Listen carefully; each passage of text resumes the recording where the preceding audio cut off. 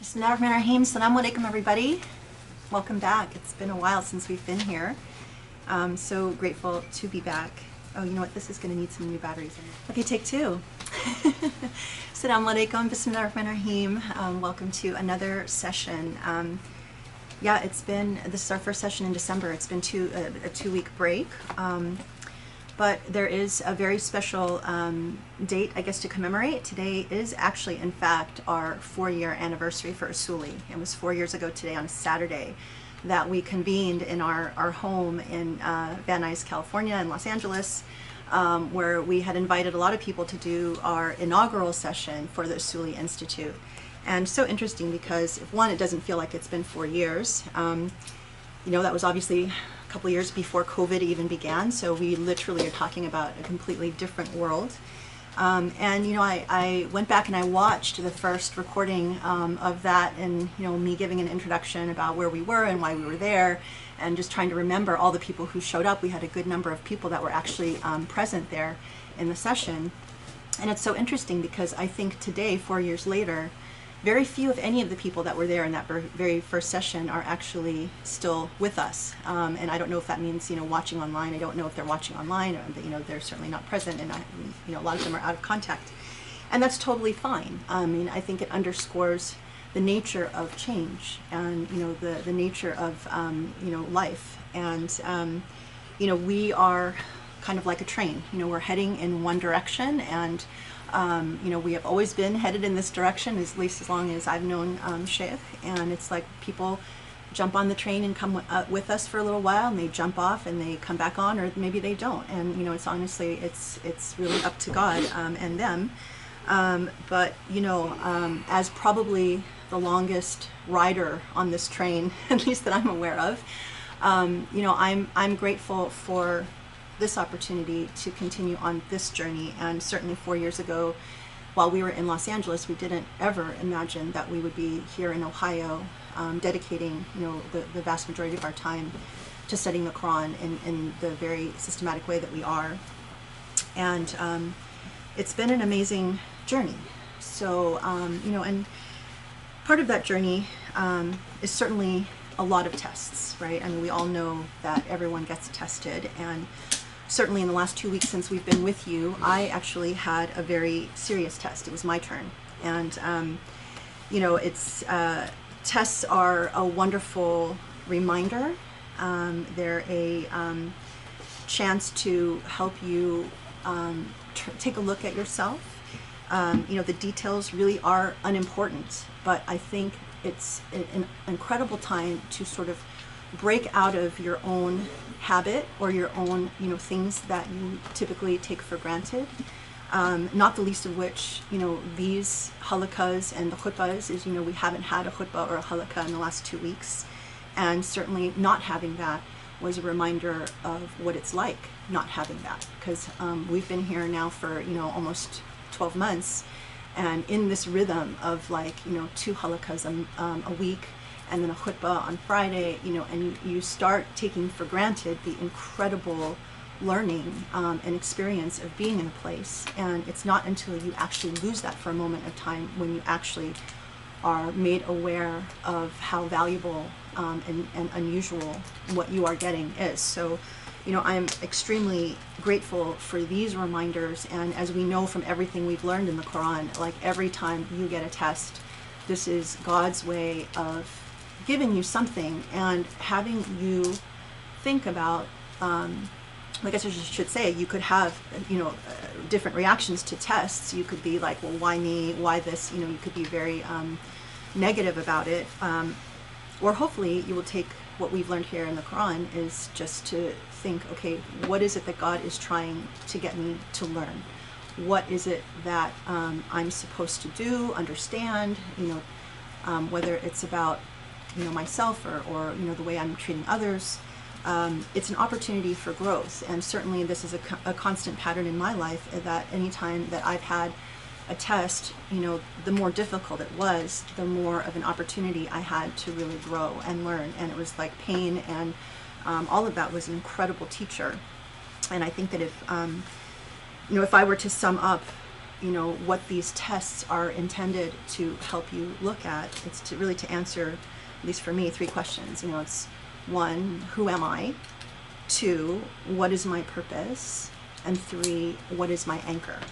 And, if you've had the opportunity to answer those questions to your satisfaction, then it's a good chance to remind you who am I? What is my purpose? And what is my anchor? And, who am I is such an important question because, these 3 questions are huge, because if you don't have those questions answered, then anytime you have a test, I think you are, your world is completely shaken and you're like flying in the wind and you don't really quite know, where you're going to land. And that's, not a great picture, certainly if you want to, get closer to God, for one. So, we often talk about this question of, okay, well, who am I? What are my strengths? What are my weaknesses? What are my tendencies? What are the things that I fear? What are the things that I, aspire to do?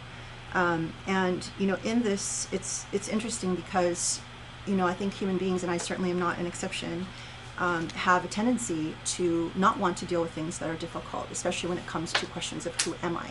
So oftentimes you might come across a situation or a person or a relationship or something in your life, and something that reminds you of something uncomfortable about yourself, and it's very easy either to shove it in the closet, sweep it under the rug, and just not deal with it, right? And it's like, I don't want, it's too scary. I don't want to handle confronting myself with the fact that I am impatient, or I have an anger problem, or I have an issue with sensitivity or kindness or something like that. I just throw it in the closet. I'll deal with it later. And over time, you fill up your closet with a lot of scary skeletons, and you can avoid it because you can compartmentalize and you can just get on with your life and not deal with it. The problem is that while you don't want to look at your skeletons, a lot of times other people can see your skeletons, and whether it's not until you actually have the bravery, at least this is going to share with you my lesson, or my journey is not until you actually open that skeleton, or that closet of skeletons, and you go through it one skeleton at a time, and you take out the skeleton and you analyze it, and you look at it closely, and you address it, and you finally say, okay, I can let go of this skeleton, and you work your way through the closet until you have an empty closet and nothing to fear anymore. And a lot of times the vast majority of people don't actually even want to open the door to that closet. But I think part of what this journey has been for me started many years ago with doing that.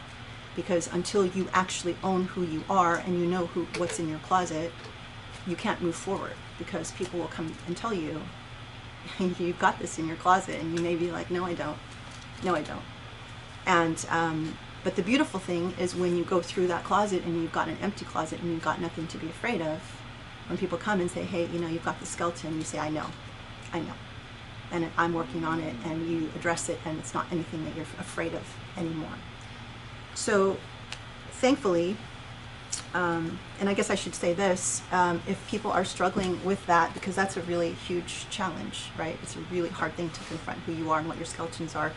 I want to recommend this book because I've recommended it to many people. It's The Artist's Way, and I think a lot of people know it, and it's a beautiful way. It's like creative exercises to understand who you are and what you're good at, and I love this book for the way she argues for creativity. Like, each person's creativity is a channel to God. Like, God wants us to be creative, and if we identify what our creativity is, what our purpose is, maybe another way of saying it, and we find ourselves in that, and we channel it, whether you're a writer, you're an artist, you're a musician, or even if you're just really skilled doctor, this is a way that you are channeling the gift that God gave you into something beautiful. So it's exercises, and so if you're struggling at that step, then I would highly recommend that.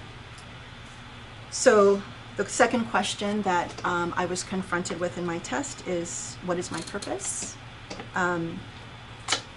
So I get, I've been on this train with the Sheikh for many years. I've told my story in many other spaces. I'm a convert. I wanted to look for something more beautiful and meaningful in my life. I found the sheikh through, you know, a number of, I mean, I've told these stories before, but I became committed very early on in my journey that, you know, I want to be a Muslim. I want a beautiful path. And when I discovered the sheikh's writings and him as a person, that was life transformative for me. And I felt that that was something that I wanted to dedicate my life to. And so, you know, for many years before Usuli, you know, we were doing all kinds of things. It was really about education, but my role at that time was, one, to just, you know, advance on my journey so I could find out who I am and, you know, be in a place where I could actually do something of value. But I helped Sheikh with his scholarship, his teaching, his, you know, anything from media appearances, expert witnessing, whatever it was that he would do, because I believed that, you know, his methodology, his approach, his living example, and all of that was the way forward. And whether he believed it or not, I believed it. And I felt like I could use my strengths to help spread this scholarship. And it became the Usuli Institute. We wanted, you know, as I've mentioned, if you get our weekly email, I said, you know, we're living in a time when it was clear that Islamophobia was getting worse and worse, and I really felt strongly that this is the scholarship, this is the approach that would make a difference. And you know, we wanted to create the Usuli Institute to be you know, create an education effort that was really important and that could make a difference. And I've always felt that, you know, I've been very clear, I'm not a scholar, and I always felt, you know, while before Usuli, maybe I was just the right-hand person, you know, taking care of, you know, life and also work. After Usuli, I felt that, you know, my contribution could be telling stories about how this methodology made a difference in my life. So I could be seen as like either the RA or the, you know, the passenger. I'm like riding in the passenger seat, right, of the train. And I have so many stories to tell. And we know that in our world, what makes a difference is stories.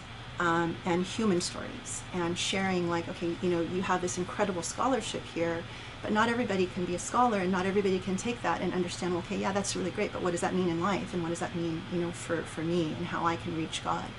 And I felt like since I was the longest, you know, passenger on this train, and I had a lot of stories that I wanted to share, you know, whether you like them or not, whether you agree with them or not, it's my testimony, and this is part of who I am and what my purpose is. And so it was important to me, you know, and you know, certainly when we started 4 years ago, there wasn't a role for me to give introductions, but that's just how it became. And, you know, so that's, you know, we're all about education. And the last question is, you know, okay, what is my anchor, right? And, you know, we teach here that everything begins and ends with your relationship with God. And I think tests are such an incredible opportunity, like when your world around you crumbles and things that you thought you could count on aren't there anymore, or people, you know, are not, you know, whatever. I mean, you know, you go through situations where you are tested to the core, and you have to ask yourself, okay, what do I do about that? Where do I turn? You know, what is my anchor? And, you know, and I think that given how we understand life is about change, right? 4 years ago, we didn't think we'd be living in a pandemic that doesn't seem to, you know, want to end anytime in the near future. People that we knew 4 years ago are not here. You know, situations and life changes. You know, Project Illumine will be over at some point, and this will not be my reality anymore. You know, in all of that change, what is my anchor? And it's God. And if you know, how do I know that? Well, when things go wrong, I used to be like, okay, who can I call? Who can I talk to? You know, who can I explain this to? And who will, you know, give me a compassionate ear? It used to be human beings. It used to be my mom, you know, but over the course of my life, when something goes wrong, my reaction is to turn to God. And that's something that, it wasn't always like that, but it's something that became really important because, you know, as I was explaining to someone, you know, there's certain things you can tell your mom and certain things you can't. There's certain things you can tell your dad and certain things you can't. Certain things you can tell this friend and that friend and that friend, but you can't, there's no one that you can tell the whole picture to that they would even understand or even be able to help. But God can.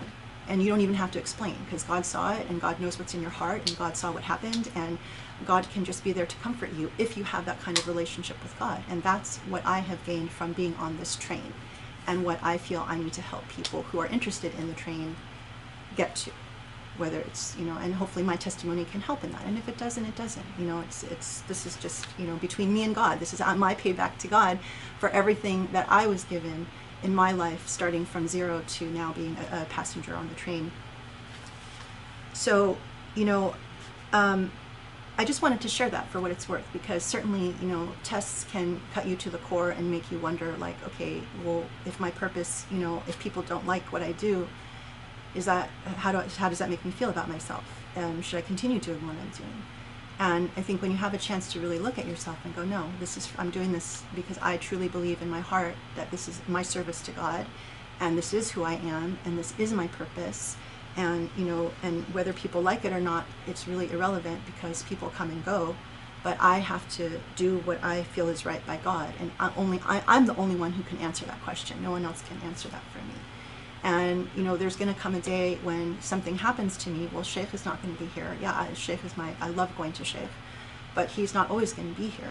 And maybe my parents will not always be here, or my kids might be busy with their lives. I'm not, maybe I would be alone, but the only one who will be there for me is God. And if I don't invest in that relationship, then, then I'm lost. I'm just, alone. So, I'm so grateful, honestly, for every test, and, grateful for the opportunity to break out of, the train of life, right? And say, okay, let me just take stock of where I am and where things are and what really is important and what really matters. And as I've always said, like, I'm very much a believer in, I think it was Maya Angelou who wrote this, is one person with God is the majority, and one person with God can do anything. I really believe in that wholeheartedly, and I believe that in order to do that, you have to develop your relationship with God and think of God as your friend, not a distant, scary entity out there that's judging you, but actually your close, intimate friend, closer to you than your mom, closer to you than your dad, closer to you than your husband. And, that is hopefully what we try to teach here, is how to get there, because that is, for me as the passenger on the train, what makes this train the only train worth taking. And, what that means for Usuli, I don't know. We're always about, we just started this 4 years ago, we've always been about education, and whether that means, we build something huge or we just stay small, I don't know. It's up to God. But I think what we do is important. It starts with the Quran. And I'm so grateful for this opportunity to learn the Quran this way. I don't think you can find it anywhere else. And if you've watched the halaqas, and I think that you would agree, hopefully, maybe not, I don't know, it's up to you. It's between you and God. But I'm so grateful that we're back here and starting Surah Imran. I know last night, as Sheikh was preparing, he was kept shaking his head. If only Muslims could understand what's in Surah Imran. If only Muslims could understand what's in Surah Imran.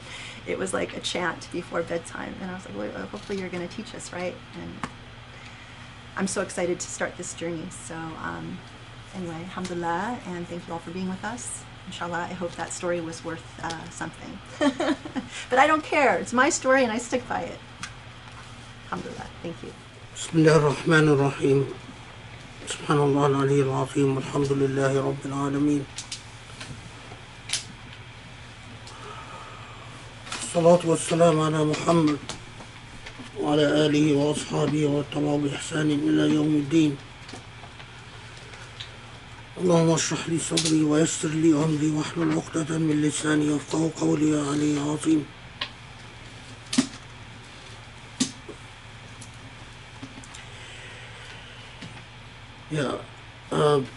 So inshallah, Ali Imran, which according to most reports is the third surah in the Medinian period. So most sources say that it was Al-Baqarah, then Al-Anfal, and then Ali Imran. And after Ali Imran is Al-Ahzab.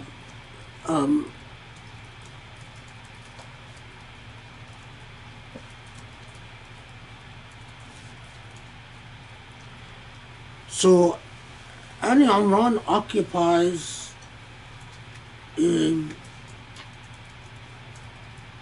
very critical period in the history of Muslims in Medina. Surah Al-Baqarah is revealed right after the Hijrah, and it defines the Islamic mission, and it defines the Islamic mission in relation to the Abrahamic messages. And as we saw, it anchors the foundational ethics of the Islamic mission. Al-Anfal is an interesting interlude, but inshallah we'll get to that in due time. Al-Imran comes after the Battle of Badr. Al-Anfal is the one that is right at the wake of the Battle of Badr, the first battle fought by Muslims, and a decisive victory and a jubilant victory at that. Muslims are clearly outnumbered, clearly undersupplied. In terms of actual material ability, they're much weaker than their opponent, but they have a decisive victory against their opponents. And there is a certain euphoria after Badr, euphoria that comes with victory, natural euphoria that comes with victory, and a certain amount of confidence and sense of importance and mission.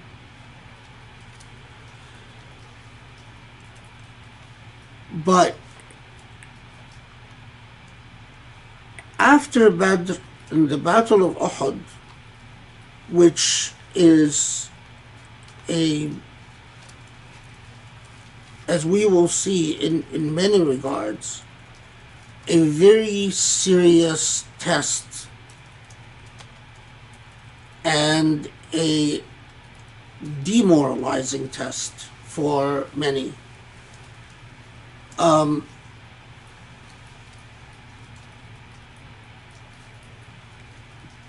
Added to that are challenges that we will talk about. And so Al-Imran comes in and talks to Muslims in this critical period between the post-euphoria of Badr,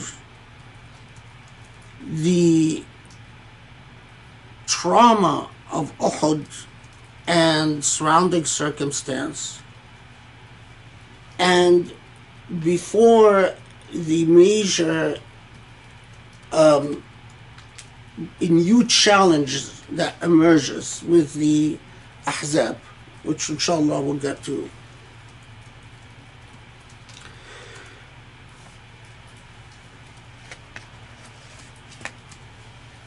If one would try to sum up Al-Imran, and as we will see, what Al-Imran does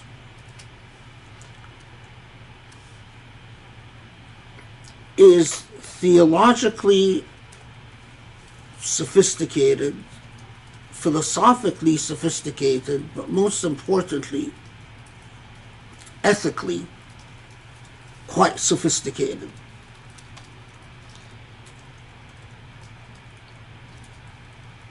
If we sum up Al-Imran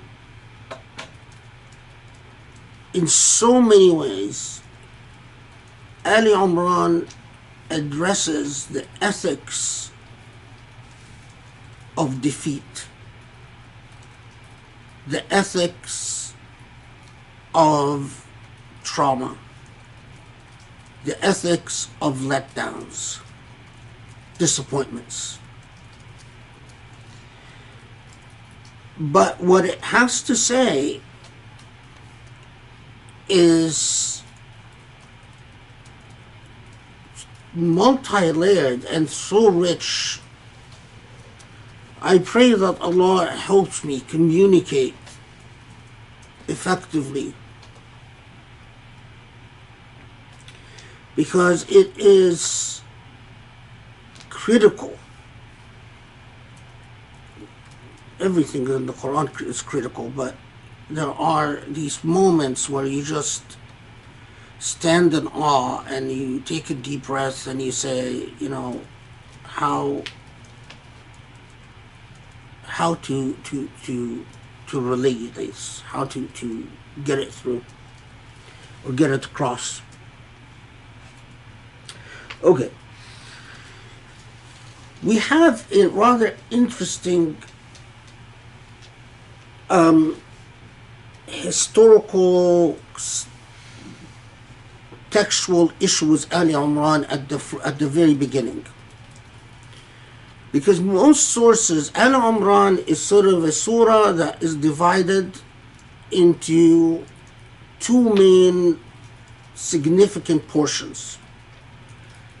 There is a portion of Ali Imran, the first half of the surah, that seems to talk about Ahl Kitab, people of the book, and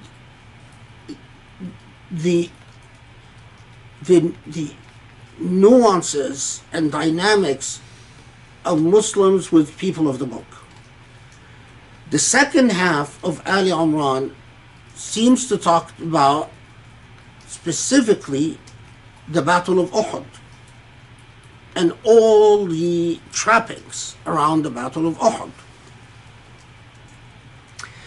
And most of the sources, the textual sources, say that the portion of Ali Imran, that this is the first half, mind you, that talks about the people of the book and says a lot of different things about the people of the book, was revealed in response to a historical event known as Wafd Najran.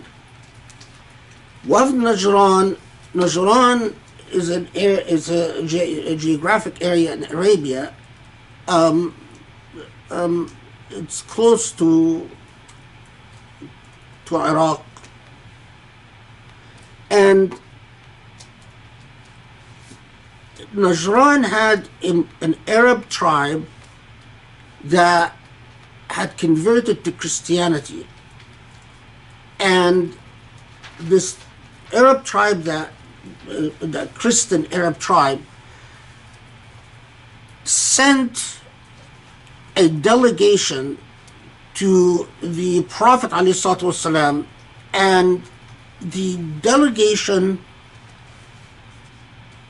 was debated Muslims, debated the Prophet ﷺ and Muslims in Medina, and ended up not embracing Islam, but ended up negotiating a form of treaty with Muslims, a non-aggression treaty, where they would not side with the enemies of Muslims, and Muslims would not take any actions against them. So, as I said before, in the old world, there is a presumption of war. Everyone is an enemy unless proven otherwise. And so what they negotiate is that we are not enemies. But they don't embrace Islam.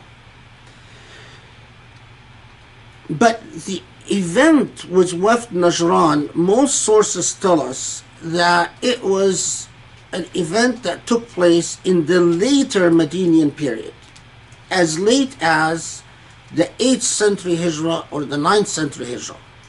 While Battle of Ahud is fought in the early Medinian period, 2nd century or 3rd century Hijrah. Second year or 3rd year Hijrah. So what is the challenge that we have here is that the second half of the surah is supposed to be revealed in response to Uhud, an early Medina issue. And the first half is supposed to have been revealed in response to an event that takes place towards the later part of the Medina era. And most sources then tell you what happened is that the second half of Baqarah was revealed first, and then years later, the first half of Baqarah was revealed, and then the Prophet ﷺ said, I misspoke. The second half of Al-Imran, not Baqarah, was revealed first, and then the first half of Al-Imran was revealed much later, years later, towards the end of the Medina period, and that the Prophet ﷺ said, okay, well, this later half is joined to the first half to form Surah Al-Imran.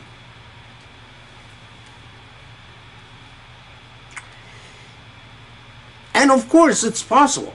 I mean, it is quite possible that part of Allah's revelation to the Prophet ﷺ is that, this first half, this first half, which was revealed later, should be joined to the second half, which was revealed earlier, and in totality, this makes one surah called Al-Imran. Of course, as an interpretive matter, if in fact this is what happened, you are obligated as an interpretive agent, as a reader, to say, well, why did Allah put the first half revealed much later with the second half revealed much earlier? Why, instead of any other part of the Quran, instead of the first half revealed much later being a separate surah, why did the author here, Allah subhanahu wa ta'ala, deem this to be a single surah?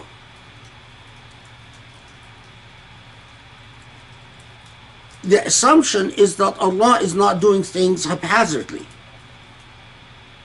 The assumption is that it is not just willy-nilly, right?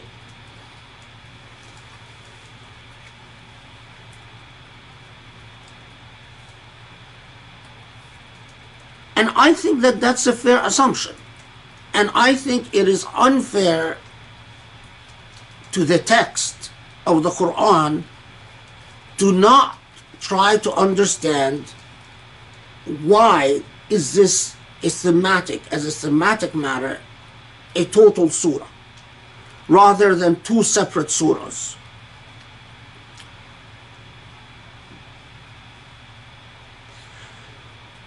Having said that, because I can, as we'll talk about, the thematic unity in Ali Imran, to me, is quite clear. Although you will not find in Islamic sources any attempt to deal with the thematic unity of Ali Imran. Muslims have always dealt with Ali Imran like they've dealt with Baqarah, these long surahs sort of in chunks, as well, this is on this issue, this is on that issue, and that issue. But the thematic unity of Ali Imran is quite clear. But I have some strong suspicions that the story of Wafd Najran, that delegation by Najran, by that Christian tribe in Najran, that it did not take place in the 8th or 9th century, 8th or 9th year Hijrah, but that it in fact took place much earlier. Although this is a minority view in terms of textual historical sources, and my mind could be swayed otherwise. I could be convinced otherwise because the evidence is not, to my mind, is not decisive. But there are indications that after the Surah Al-Baqarah, that the word had gone around Arabia. Arabia was abuzz with the news of the Arab prophet. And Arabia was abuzz with the news of the victory, the very unlikely and surprising victory of that new Arab prophet over the Qurayshis, over the Meccans. Mecca has for a long time been seen as a center of power among the Arab tribes and had not been challenged for a long time. Remember that Mecca had even resisted allegiance or falling under the sway of, or under the authority of either the Byzantine Empire or the Persian Empire, and had managed to maintain itself as an independent. Well, it didn't maintain itself as an independent because no one tried. No, there were many attempts by both superpowers to get Mecca under their suzerainty. But Mecca had resisted, and Mecca was believed to have been sufficiently powerful, militarily powerful, that it was not challenged by Arab tribes for a long time, and was often, alliances with Mecca were sought out in Arab feuding. So we know from many sources, I mean, if there's a huge 8-volume work, I forgot the name of the author, but a huge 8-volume work about the history of Arabs before Islam, if you read through that whole work, you get a remarkable picture of the complexity and nuances of the way that Mecca maintained a sort of a PR campaign, always bragging about its power, bragging about its privileges, bragging about its honored position, bragging about its special position vis-a-vis the Kaaba and so on. And so the fact that they were defeated in battle by what everyone assumed was going to be a swift slaughter by the Meccans against their opponents. You know, everyone assumed that it's, of course, Mecca is just going to go in and just exterminate these dissidents, these troublemakers that have went and set shop in Medina, and especially that the Arabia was abuzz with news that the Jewish tribes in Medina were helping out Mecca and were egging on Mecca and other Arabs against the new prophet, and saying that it's sort of like, okay, well, this is an Arab prophet, well, he's a false prophet because he's an Arab prophet. It is well established in our scriptures that the prophet can only be an Israelite, and Arab tribes finding themselves in the rather odd position of wanting to support that position, of wanting to support the ideological claim that, in fact, yes, it's true that, well, look at the learned people, meaning Christians and Jews, the people who are lettered, people who are actually literate, they say that the prophet can only be an Israelite. And so it is clearly, this is a pretender, this is a false guy, etc. And so on and so forth. And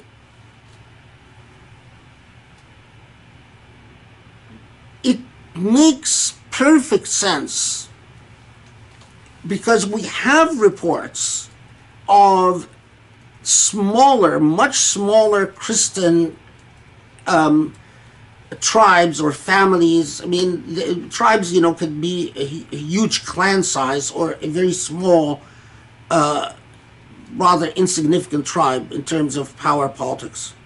But we have reports that after Badr, there is enough curiosity that tribes send either a delegation to Medina or attempt to find out what this man is saying, and especially after Surah Al-Baqarah came and responded and refuted much of the claims of the lettered people, the Israelites, about being chosen people and about a prophet having necessarily to be the progeny of Isaac. And Arabs, including Christian Arabs, started saying, well, this is interesting. So a prophet could be the progeny of Ismail. Well, the Meccans have been honoring the Kaaba for a long time because they claim this is the structure built by Ibrahim and Ismail. So it's as if people noticed for the first time the rather contradiction in the Meccans saying, we honor the Kaaba because this is what Ismail and Ibrahim built, but we accept the Jewish position that a prophet can only be an Israelite and not an Arab, i.e. not a descendant of Ismail and Ibrahim. Is that point clear? Everyone get it? Okay. So this is, of course, we now sitting where we are, we often lose sight of the important the nuances of historical moments. And this is one of those important historical moments, is Arab tribes starting to talk about the inconsistency, the contradiction in the Meccan position, and to start talking about the Quranic refutation of the chosen people, and so on and so forth. And so it is plausible, in my view, that Najran sent a delegation much earlier than is reported.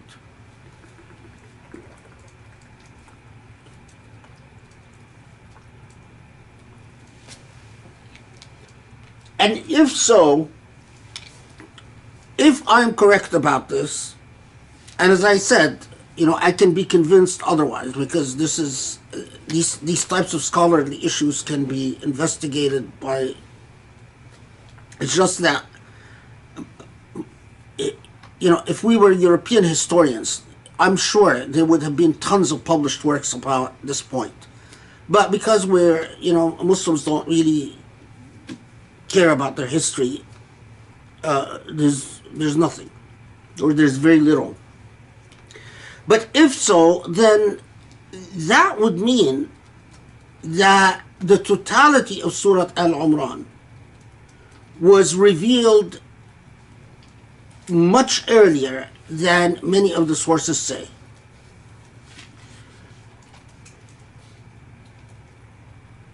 In both cases, whether it was one half revealed, second half revealed early, and first half revealed late and then united, or whether the entire surah is revealed much earlier, as I think, in both cases, we deal with the same issue of thematic unity. That doesn't change the fact, but there are many also indications in the very content of Surah Al-Imran that would seem to point to a time of revelation that is close, that seem to make us doubt this idea that a first half that is revealed much later. And you will see, inshallah, why this is an important point. Al-Imran then,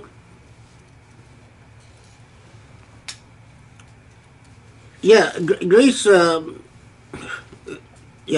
Grace, right. I was sort of chanting last night before I went to bed. If only Muslims knew. Because Al-Imran is, even at a personal level, is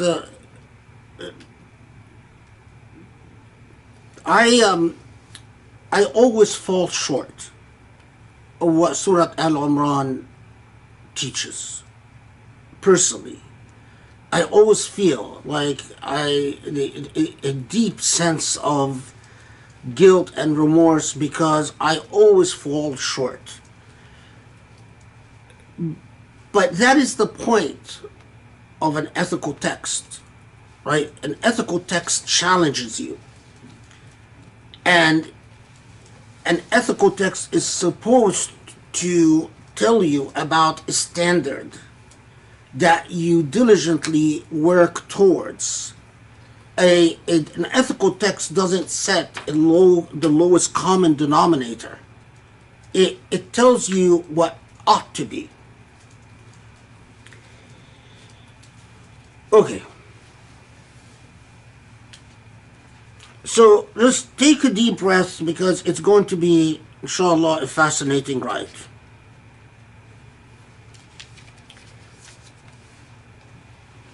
Although Al-Imran is 200 verses from beginning to end, inshallah, as I will show you, from beginning to end, it is like a symphonic performance, a lesson that grabs you from the very beginning, takes you through various stages, and then delivers you to the end.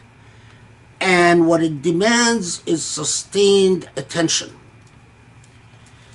And if you drop one part of the lesson, the whole ceases to work. You can't take a portion out of context, and you can't take some and leave the rest. It is an entire comprehensive moral lesson.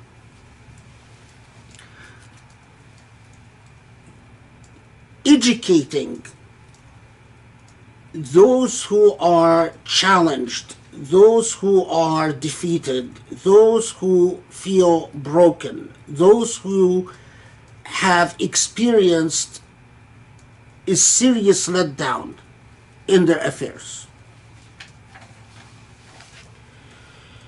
طيب بسم الله الرحمن الرحيم ألف لام ميم.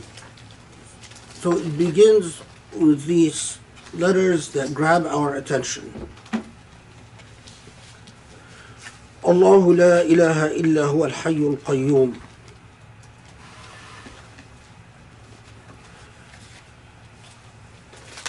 نزل عليك الكتاب بالحق مصدقا لما بين يديه وأنزل التوراة والإنجيل من قبل هدى للناس وأنزل الفرقان إن الذين كفروا بآيات الله لهم عذاب شديد والله عزيز ذو انتقام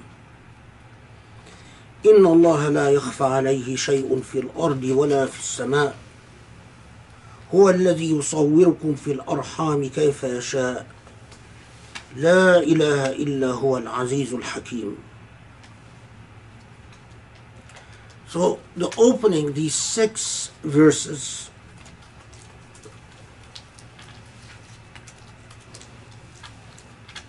again, as we see in the Quran repeatedly, a confirmation that it is the same message, the same God, refer to that deity as the King, Al-Malik, or Abana الذي في السماء, our Father who is in heaven. It is the same core message, which in much of the ideological battle is about the legacy of the Prophet Ibrahim والسلام. And to say this is the same God, same message repeatedly, and a message that is guidance and furqan, a message that is guidance and that differentiates falsehood from truth, differentiates between what is, in a fundamental and basic way, what is moral and immoral, what is good and what is bad, what is hasan and what is qabih.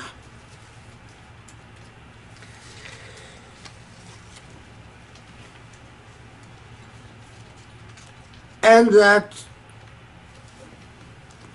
all that transpires in the heavens or on earth is in God's full sight and within God's full knowledge. And that even the most, from the biggest detail to the smallest detail, like the formation of a fetus, is per God's will.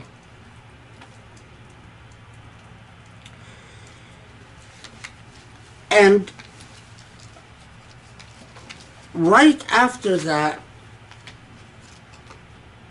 Al-Imran takes you to one of what becomes a, if you will, a constitutional interpretive principle.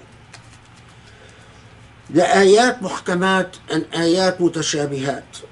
So this is verse 7. هو الذي أنزل عليك الكتاب منه آيات محكمات هن أم الكتاب وأخر متشابهات فأما الذين في قلوبهم زيغ فيتبعون ما تشابه منه ابتغاء الفتنة وابتغاء تأويله وما يعلم تأويله إلا الله والراسخون في العلم يقولون آمنا به كل من عند ربنا وما يذكر إلا أولو الألباب. So here we pause with 7 because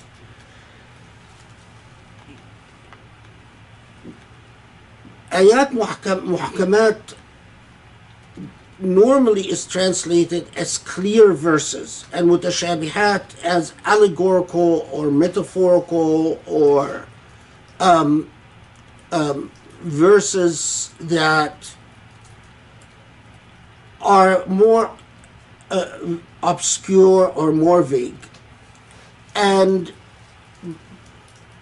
Quranic interpreters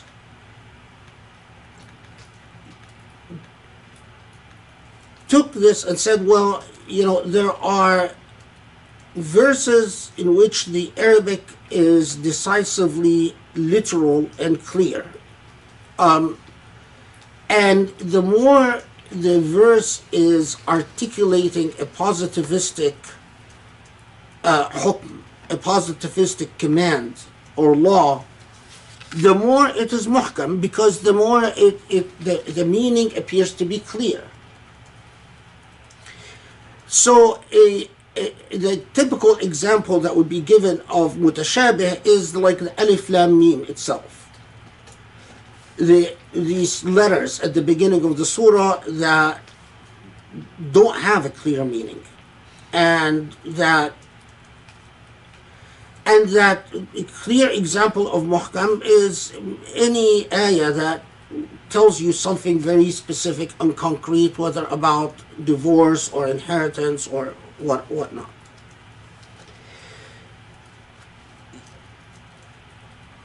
Now, what sways them in this approach to this ayah is that the belief that what the Quran was alluding to is the tendency of Jews and Christians to take liberties in explaining, in interpreting the text. So, although Jesus, for instance, doesn't claim in the New Testament, doesn't claim to be a deity, but taking various things that Jesus says as an indication of Jesus's divinity. And they would point to that as clear evidence of the type of mutashabih, the type of allegorical interpretation that the Quran is condemning. Or in the chapter Ezra in the Old Testament, in Al-Aziz, the attempts by, or the in some Jewish sects, especially among, that's a big scholarly issue. But anyway, the attempts to read certain passages in ways that then you could extract from the idea of either a chosen people or a Trinity and so on, and say, well, this is an example of mutashabih. But the issue, though, is notice the expression hunna ummul kitab, that the muhkamat are ummul kitab, meaning the heart of the book. And when you say that expression, shay, it's like saying it is the heart and soul of something, saying that this is the essence of it, the heart of it. And this expression was used in Arabic before the Quran, and we find it in pre-Islamic poetry. And it's always used in that sense, that it is the essence of a thing. So that then, especially among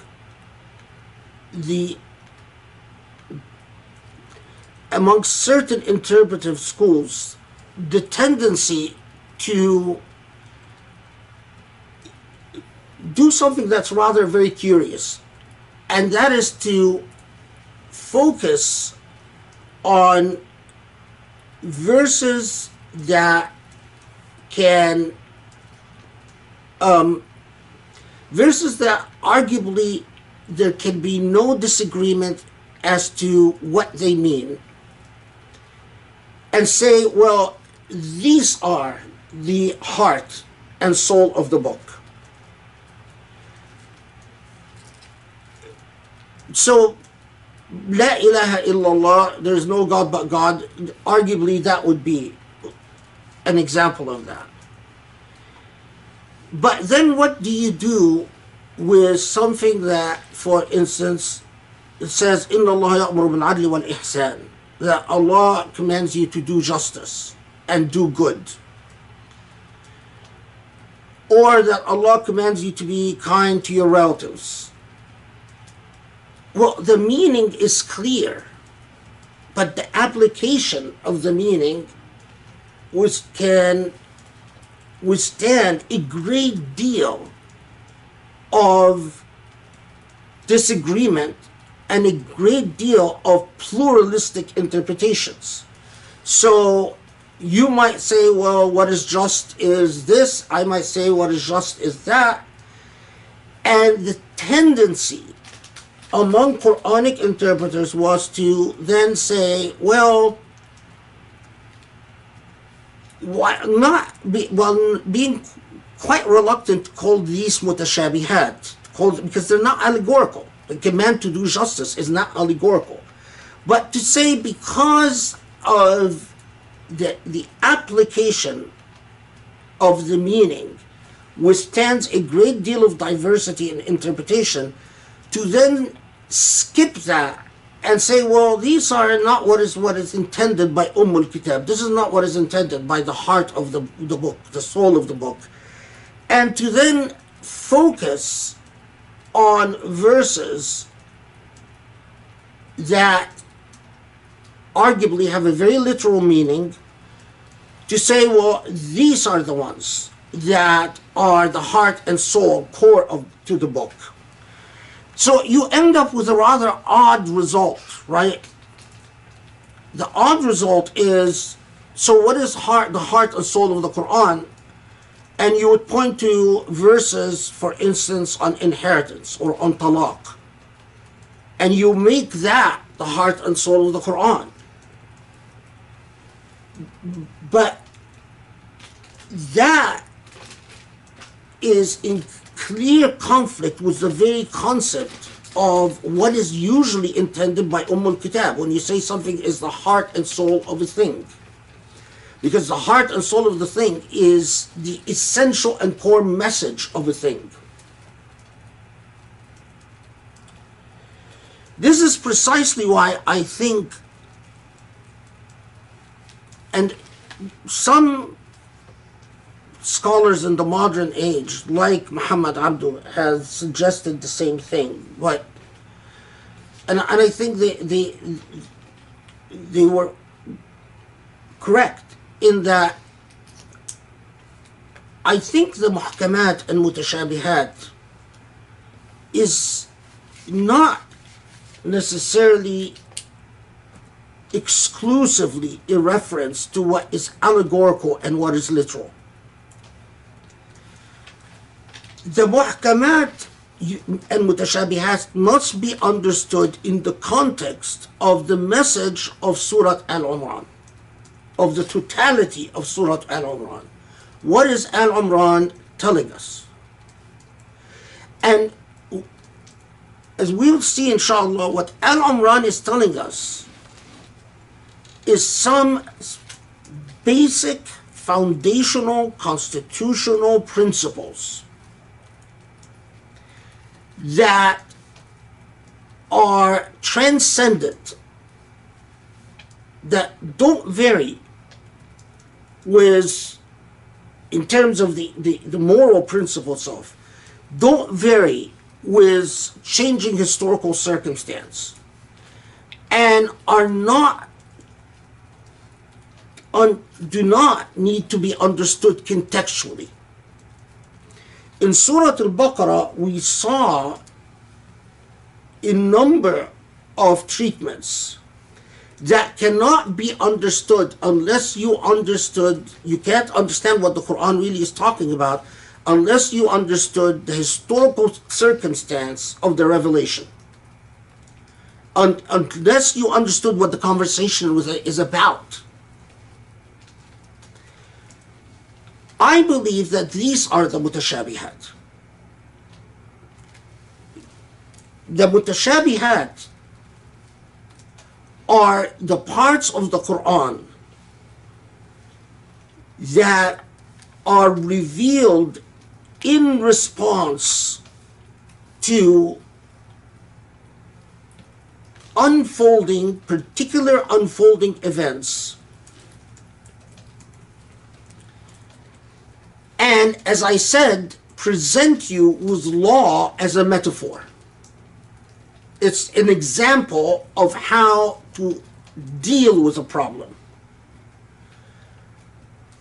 The tashabuh here is numerous. The tashabuh, the ambiguity here is, or not ambiguity because the ways that it is not core and constitutional is numerous, because it is, in its very dynamic, metaphoric. And it's very dynamic. It's supposed to educate you as to how to deal with the problem. The solution presented itself is temporal. It's not eternal. And it leaves quite a great deal of room for people to argue if they lose sight of the basic organizing principles, as Surah Al-Imran will show us. So the muhkamat, hunna ummul kitab, the mother of the book, is a reference to the basic ethical principles, as Al-Imran will show us. The Al-Imran itself educates us about the basic, fundamental, foundational ethical principles. The fact that there could be quite a bit of disagreement as to how to apply these principles doesn't make them any less muhkam.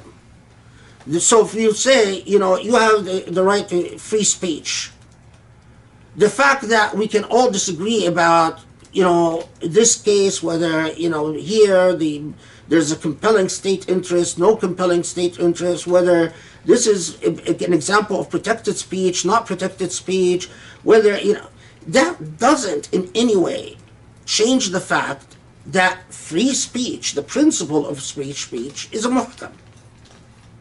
It's a foundational principle.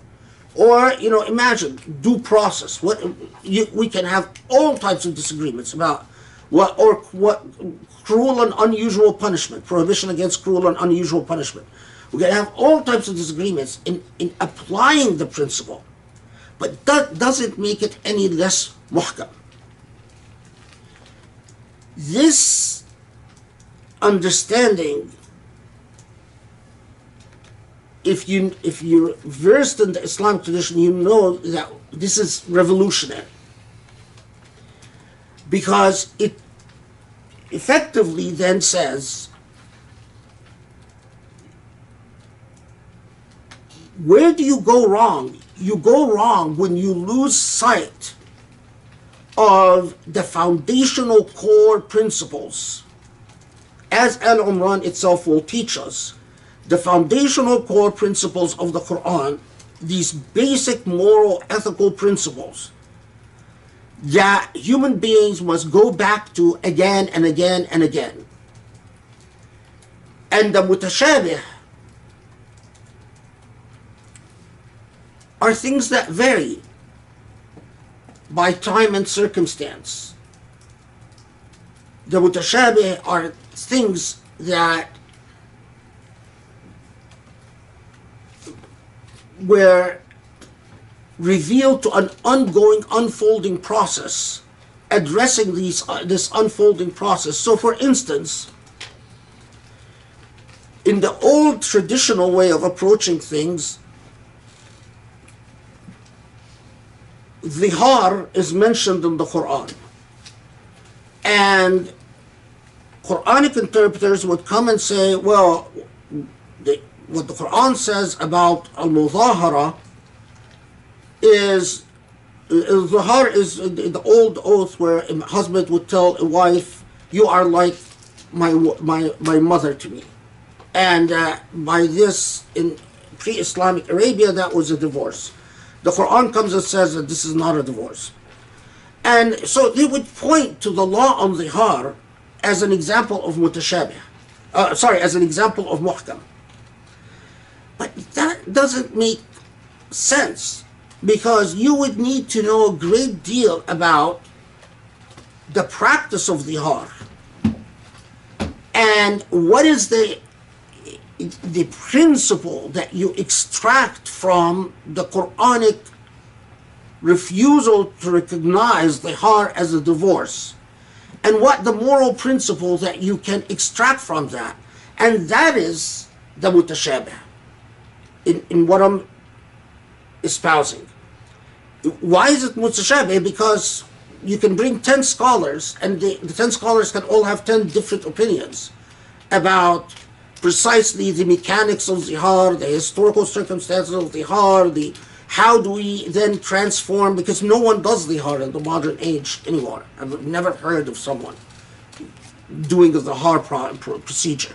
But does this mean it's a dead letter? Well, it's a dead letter if you allow it to be. But if you study it as law, as an anecdote, then you can extract the moral principle that from what the Quran teaches about zihar. Okay. But notice the reminder in the Quran, وَمَا يَعْلَمُ تَأْوِيلَهُ إِلَّا اللَّهُ وَالرَّاسِخُونَ فِي الْعِلْمِ يَقُولُونَ آمَنَّا كُلٌّ مِّنْ عِنْدِ رَبِّنَا. That those who are الرَّاسِخُونَ فِي الْعِلْمِ, those who are anchored in knowledge, those who dedicate themselves to studying the Quran, recognize that whether you are talking about the mutashabih or the muhkam, that it's all from God. And I read this as the Quran flagging the importance of not ignoring either the muhkam, kitab, the foundational, the core, or the mutashabih, the metaphorical and allegorical, or in my language, the contextual in response to historical circumstance. So, for instance, there's a scholar called Abdullah Naim who follows his teacher Taha, Mahmoud Ali Taha, in saying that the Medinian Quran is abrogated. This is an example, this approach, in saying that, well, the Meccan Quran is relevant, but the Medinian Quran is just abrogated, is an example of precisely what this ayah tells us not to do. Why? Because you've excluded all the contextual. You're saying, the entire Quran of Medina is just contextual, so just forget it. No, الراسخون في العلم, those who are anchored in knowledge, say, no, it's all from God. And we must study it all, both the muhkam and the mutashabih. And we must learn from it all. But never lose sight that there are constitutional, foundational, prevailing, countervailing principles that guide the mutashabih. The muhkam guides the mutashabih. So, to put it very bluntly to you, it is entirely relevant if the Quran says that God commands al-adl wal-ihsan, justice and goodness, is entirely relevant inquiry to always ask whether the mutashabih of the law, that these principles that are not constitutional, leads to a situation that is empirically unjust, and to present that claim. In other words, the constitutional principles will always interrogate the secondary principles and the principles of application. And we cannot ever be in a situation, which we are, in fact, what we've done with the Quran, in a situation where we simply say, well, who knows what justice means, who knows what goodness means, and we just ignore it.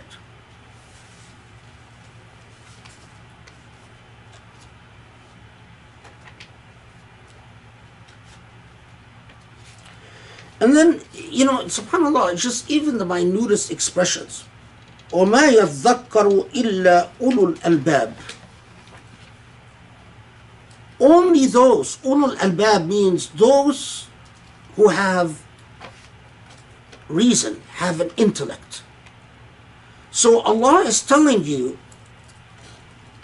only those with real intellects will understand this. We pass over this. We pass over this all the time. We're accustomed as Muslims to pass over every time that Allah tells us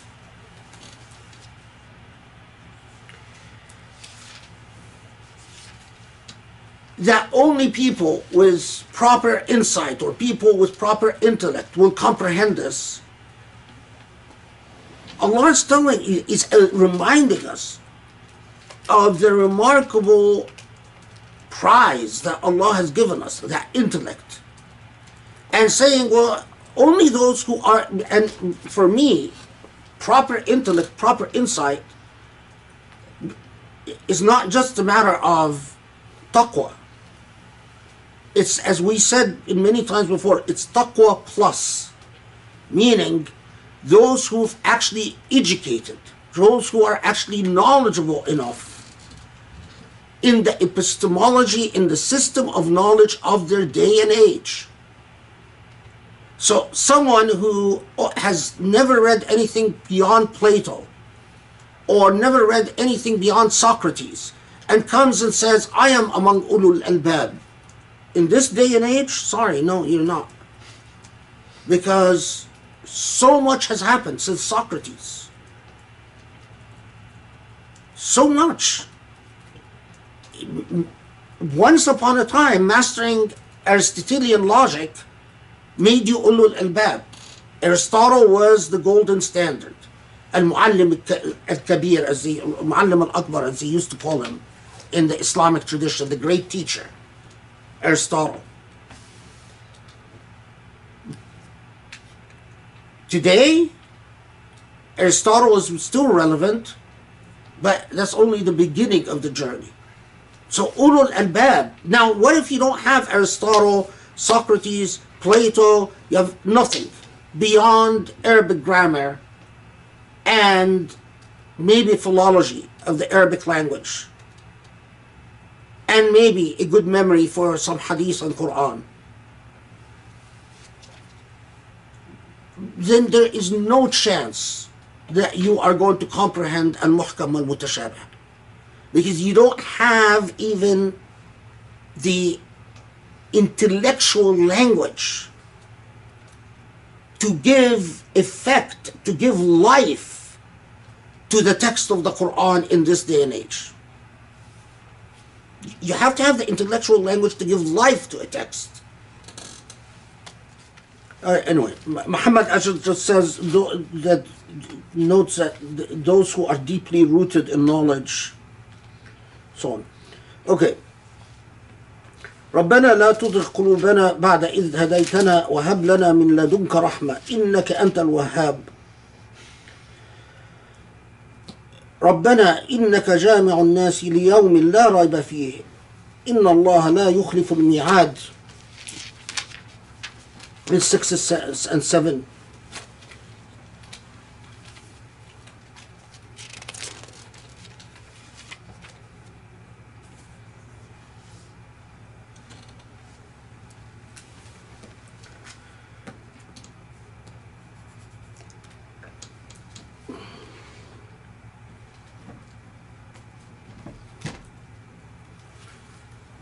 Because people here give me a hard time anytime I skip anything. Okay.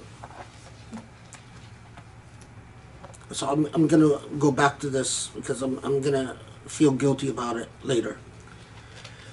In the tradition, this is about the muhkam and mutashabih. So go back to the muhkam and mutashabih for a second again. As we said, verse 7. In the tradition, scholars would often say that an example of the mutashabih is an-nasikh wal-mansukh, what is abrogated. What they never noticed, though, is by saying that, they are conceding exactly the position that I am espousing. That by saying that an-nasikh wal-mansukh, the abrogated and abrogating, is an example of the mutashabih. Effectively, what they're saying is that an example of the mutashabih is what changes. But they would always say, effectively, that the abrogated is mutashabih, but the abrogating is muhkam.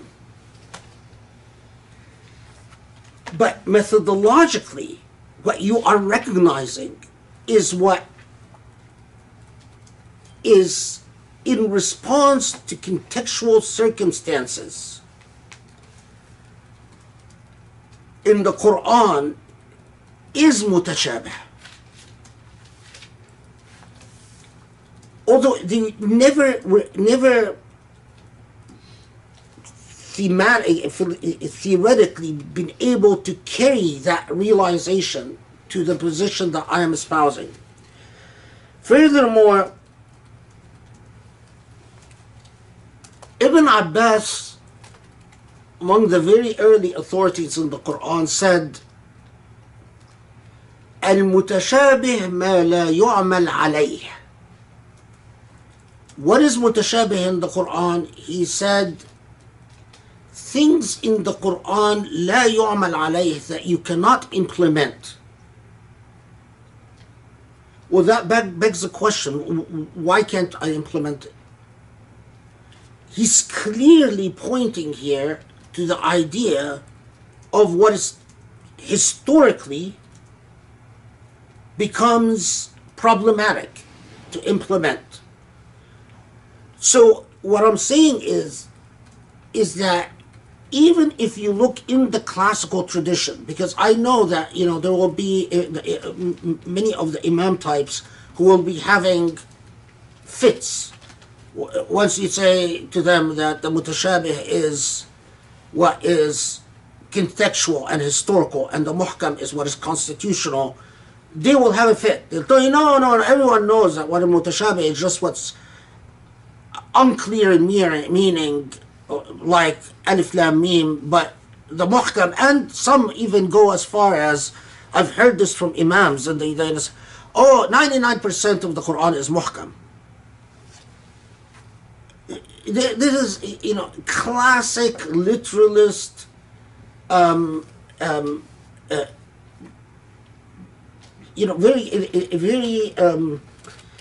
in terms of schools of construction, of interpretation, a very literalist approach that, as long as you can understand the plain words, then it's muhkam.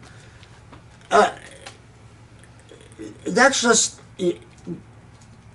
but within the folds of the Islamic tradition itself, those who said that al-mutashabih is what is abrogated in the Quran, those who, like Ibn Abbas, who said ma la yu'mal alayh is an example of the mutashabih, were recognizing that there are parts of the Quran that set foundational principles and parts of the Quran that is responding to an actual unfolding historical events, and that we must be able, ar-rasikhuna fil ilm, those rooted in knowledge, must be able to study the details and understand the difference between the two.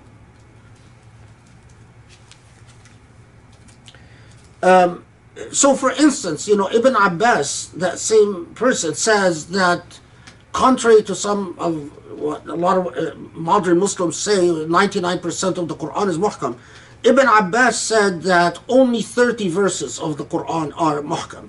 I don't agree with that. I mean, if he said that, it's reported that he said that. But, or others said only 100 verses in the Quran is muhkam. I don't think the point is to number how many verses are muhkam, but to understand in each surah, as we'll do inshallah at Ali Imran, what the foundational principles that Allah is teaching to us. And then what are the issues where Allah are giving us examples of application of these principles.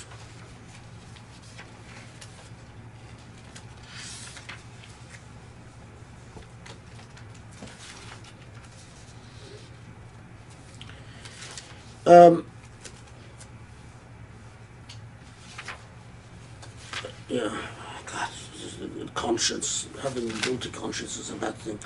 Okay, so another thing that I was going to skip.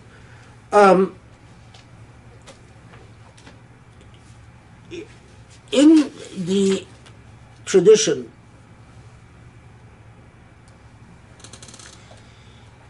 it will not surprise you that there is a lot of condemnation about those who use the Quran to legitimate esoteric interpretations that seem to do violence to the text. In other words, you're twisting the arm of the text to come up with esoteric interpretations.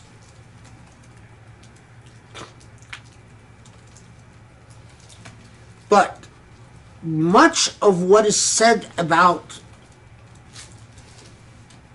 twisting the arm of the text for esoteric interpretations as what Allah condemns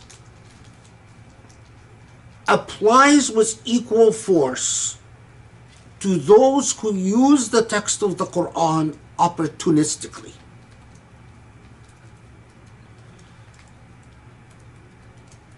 Think of the ethics of interpretation. Those who recognize what they desire and then work backwards from what they desire to the text of the Quran are abusing the text of the Quran in very much the same way as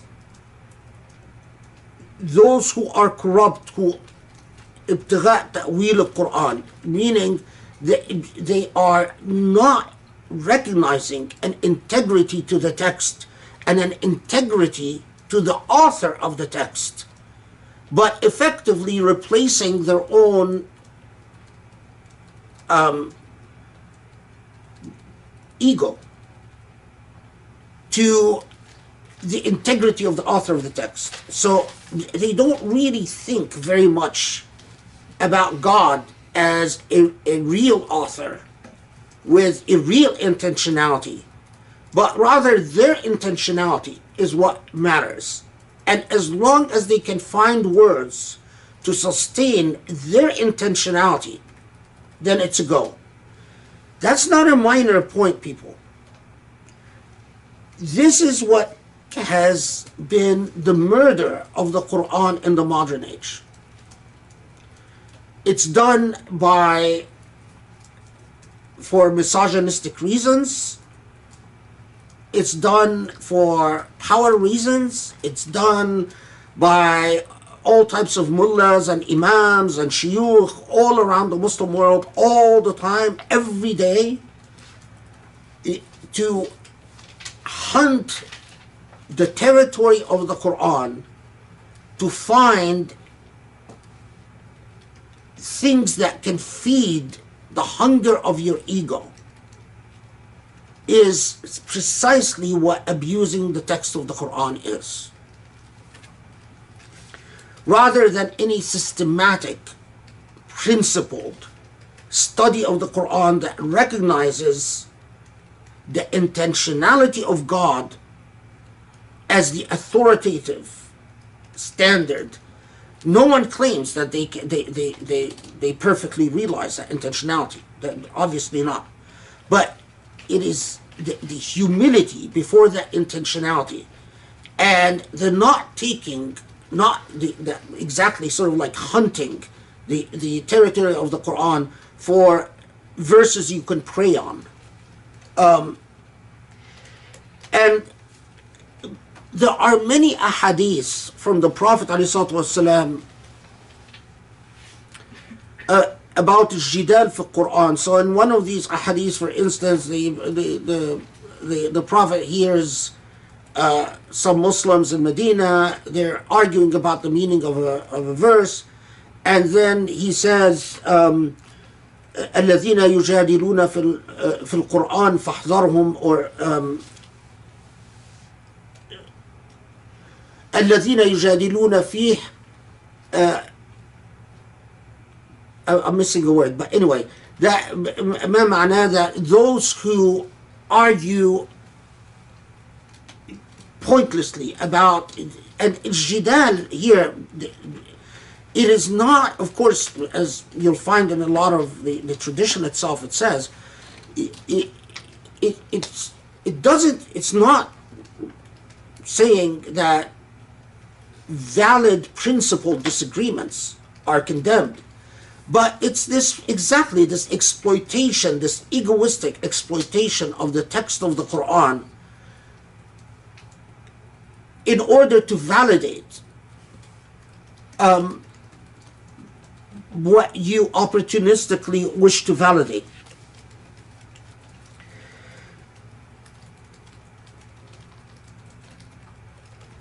One final point.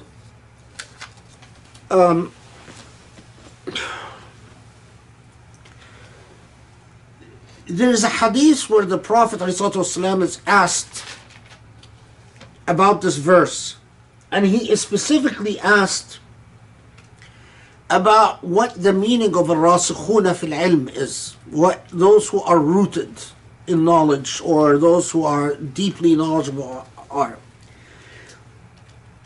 And the hadith is reported by a wide number of people, and it has slight differences, variations, but the core of it is the same. And I've always thought that the description of the Prophet ﷺ to what الراسخون في العلم has always caught my attention. So he says, من برت يمينه وصدق لسانه واستقام قلبه وعف بطنه وفرجه. So he starts listing prerequisites or conditions for those who can be rooted in knowledge. And what he starts out with is not how much they've read. That comes later. But he starts with something completely different. And so, who barrat yaminu, who never lie, and never falsely take an oath, never swear falsely, and never violate a promise. If they promise, they deliver. وَصَدَقَ لِسَانُهُ, and they never lie. وَاسْتَقَامَ قَلْبُهُ, and their hearts are pure. So they're not jealous, they're not envious, they're not petty, they're not vindictive, they're not taken, they don't, take into bouts of anger. وَعَفَّ بَطْنُهُ وَفَرْجُهُ, and they're not covetous. They don't covet food and luxury. And they're not what is the word I'm looking for? Farju means, and they're also chaste. They're sexually chaste. I forget how many. Yeah, and then he starts. Then the tradition goes on to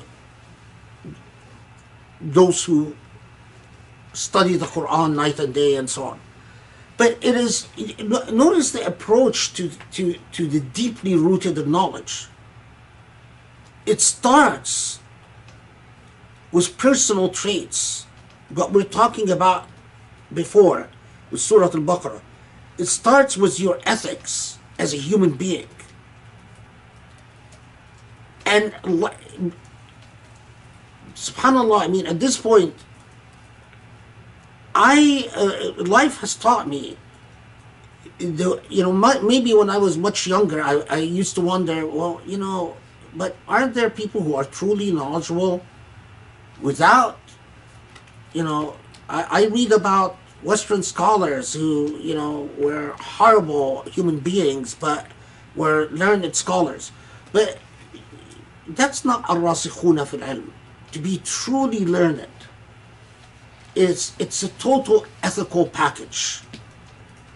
You might have a lot of knowledge about a specific issue, but you're not a truly learned human being.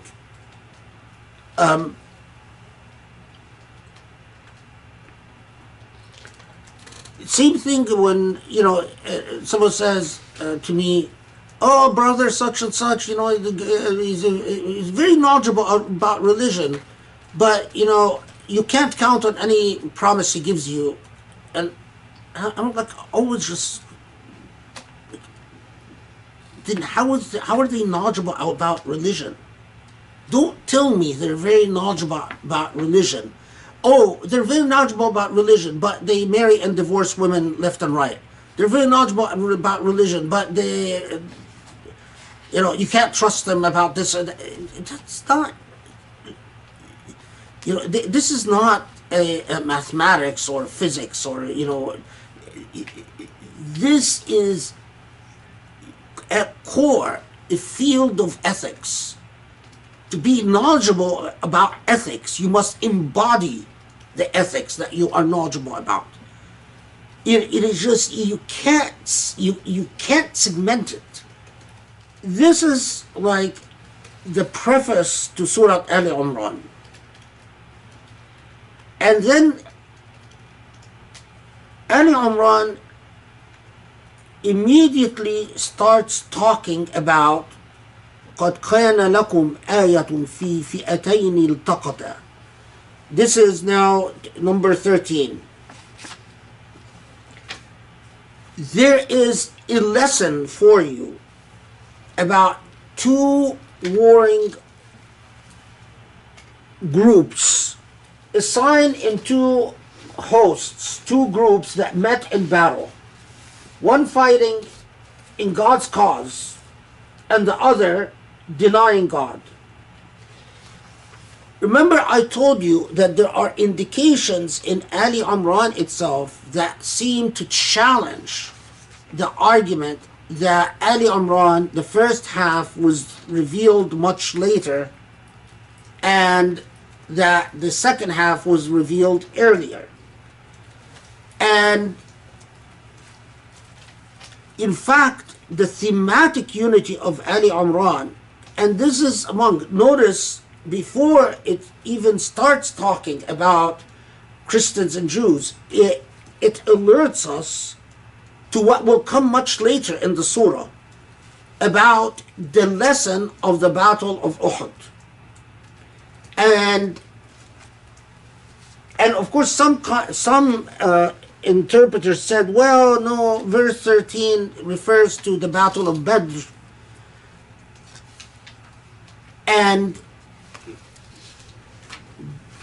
But even if it does refer to Battle of Badr, even if, still, you have to look at the structure of the entire surah.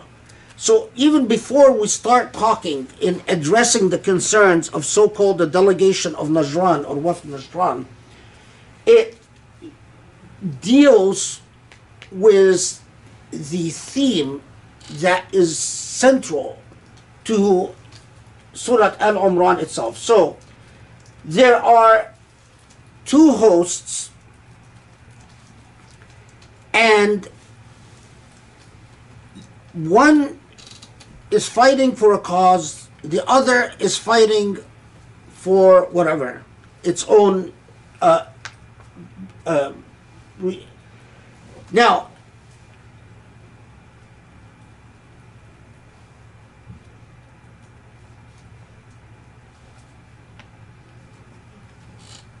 although there is a slight, the Arabic here is an okay. يرونهم مثليهم رأي العين. This expression, interpreters disagreed. Some said that what it's saying is that Muslims, the Muslim force, saw its enemy and saw that it is twice its number, that their enemies are a much larger force, but that God comforted them and gave them succor and calmed them down. And this is probably the interpretation that Muhammad Asas chooses. So he translates it as one host fighting in God's cause and the other denying God with their own eyes. The former, the Muslim host, saw the others as twice their own number, but God strengthens with God's succor whom God wills. In this, behold, there is indeed a lesson for all who have eyes to see.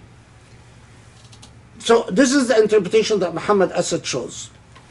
The other interpretation is that, no, in fact, what it's saying is that God intervened to affect Muslims' subjective perception of their enemies, so that they in fact did not notice that their enemies are much larger than they are, much bigger than they are.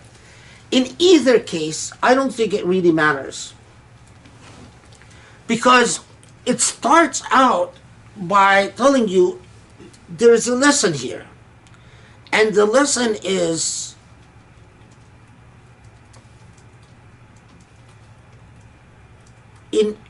as you are going to struggle, and in the struggle that it's talking about in this context is a military struggle, but as we will see, it will take us from a military struggle to a very non-military example.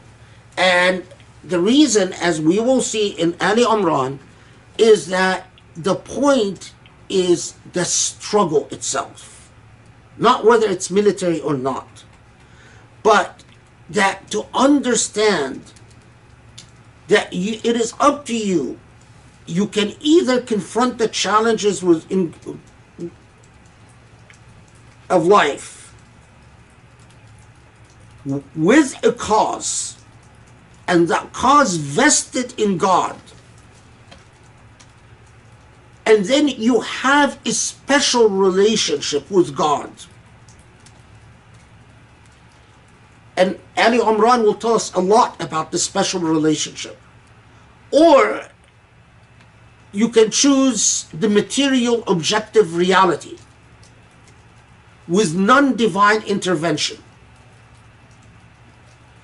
Not divine intervention in terms of the miraculous, because as we will see in Al Imran, this turns out to be a very critical point. But in divine intervention in terms of your subjective perception of the events,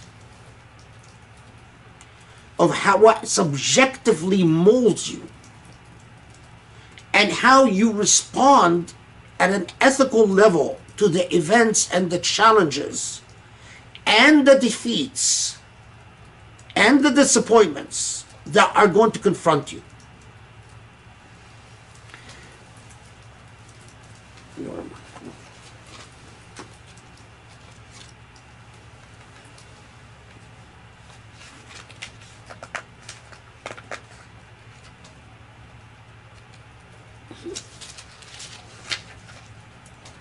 Okay.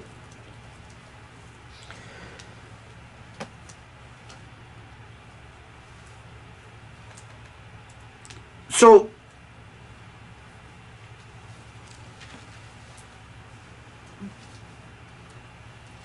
this is precisely why a lot of the Mufassirun, say, oh, well, okay, 13 refers to Battle of Badr and 14 refers to a very different topic, and that is how human beings love material things. No, it is the same topic. It's telling you that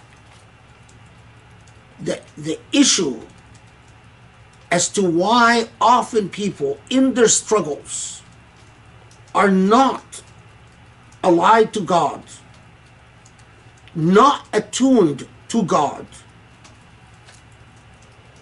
and quite often, in my opinion, even falsely attuned to God, is precisely what 14 says. زُيِّنَ لِلنَّاسِ حُبُّ الشَّهَوَاتِ مِنَ النِّسَاءِ والبنين والقناطير المقنطرة من الذهب والفضة والخيل المسومة والأنعام والحرث ذلك متاع الدنيا والله عنده حسن المآب قل أنبئكم بخير من ذلكم للذين اتقوا عند ربهم جنات تجري من تحتها الأنهار خالدين فيها وأزواج مطهرة ورضوان من الله والله بصير بالعباد. In these challenges, the constant challenge, the constant difficulty is that human beings, their hearts and eventually their souls are tied to the material pleasures of things. Material pleasures, property, money, women, in the case of, or men, doesn't matter, والبنين, children, possessions, gold, silver, horses, material things. But once again, Allah comes and says, but then there are those that might understand, or the invitation is for you to understand, that what Allah has, or what is with Allah, is better than all of that. To transcend these, if your struggle is for the material, so will be your spiritual state. But if your struggle is for something else, then it's a completely different equation.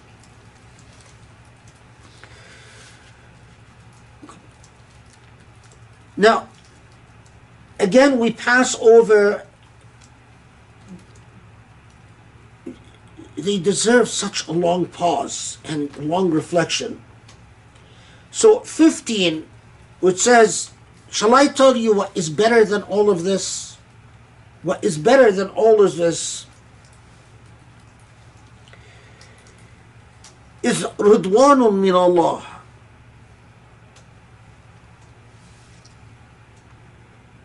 Is Allah's acceptance, is salvation from Allah.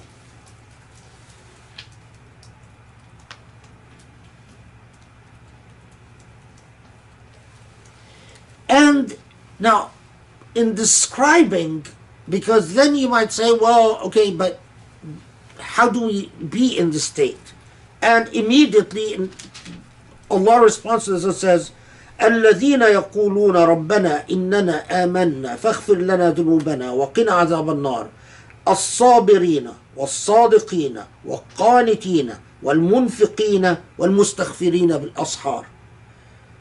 In amazingly brief but powerful description. So it starts out with those who ask Allah for forgiveness. So first is that you are among those who is constantly examining the self, catching your own mistakes, and asking Allah to forgive you for your own mistakes. But then, right after that, this is 17. As-sabirin, those who are patient in adversity. Was-sadiqin, true to their word. And truly devout. And who spend in God's way and pray for forgiveness from their innermost hearts. So, as-sabirin, those who are patient in adversity. Was-sadiqin, those who are truthful in their affairs. Wal-qanitin, a qunut, I guess this is what he translates, what Muhammad Asad translates as, what is it? That's what yeah, he translates it as truly devout. A qanitin, a qunut is not just being truly devout. A qunut is those who are ever conscious of God. A state of qunut is sort of what Grace was talking about earlier, is that you are ever conscious that your companion is God. That state of companionship in God and with God. When munfiqeen, which Allah always underscores, those who spend. So you're not, as Surah Al-Imran, it is a lost cause unless you are able to part with your material. If you covet your material possessions to yourself, then don't complain about not feeling God's companionship. It's a dead end. وَالْمُسْتَغْفِرِينَ بِالْأَصْحَارِ. Now here, al-mustaghfirina bil-ashar is a mental image.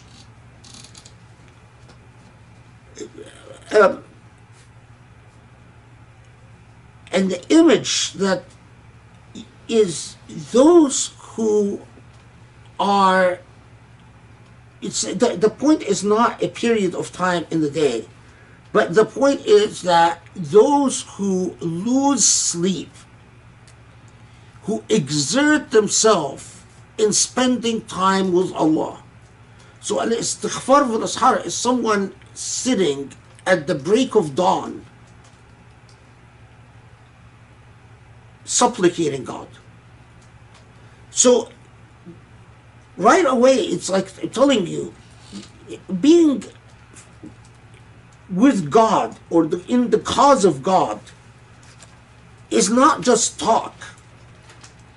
It's a state of being, and it is not just performing obligations, but it is a state of perseverance, being patient, which is very difficult,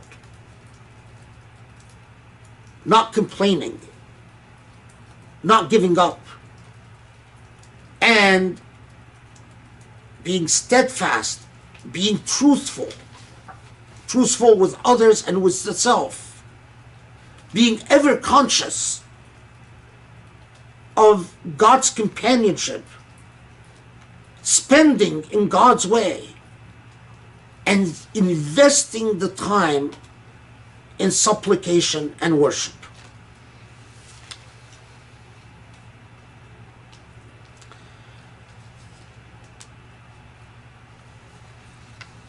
And then Allah tells you, إن الدين عند الله الإسلام وما اختلف الذين أوتوا الكتاب إلا من بعد ما جاءهم العلم بغيا بينهم وما يكفر بآيات الله فإن الله سريع الحساب. So remind the إن الدين عند الله الإسلام.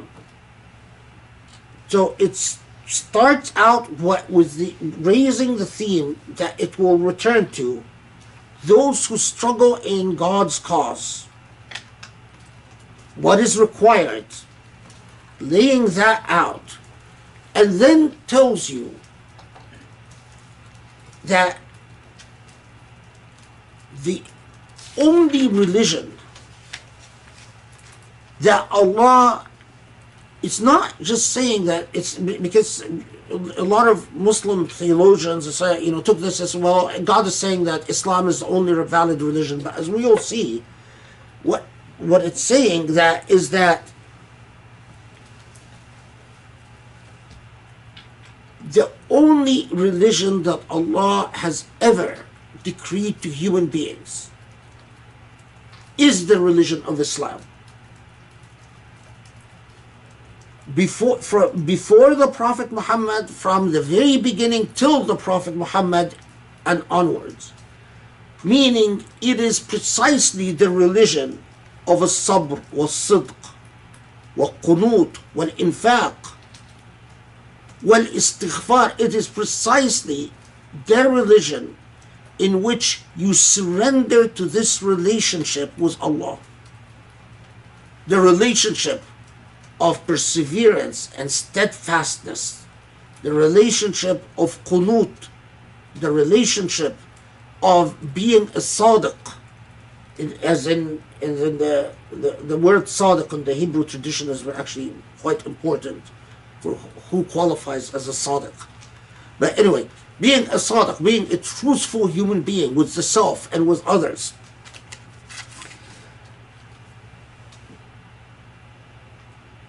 And that is precisely why it's telling you then, to the extent that people have forgotten that it is not about a chosen people, it is not about a set of strict dietary laws, as Surah Al-Imran will talk about later, and Surah Al-Baqarah actually mentioned.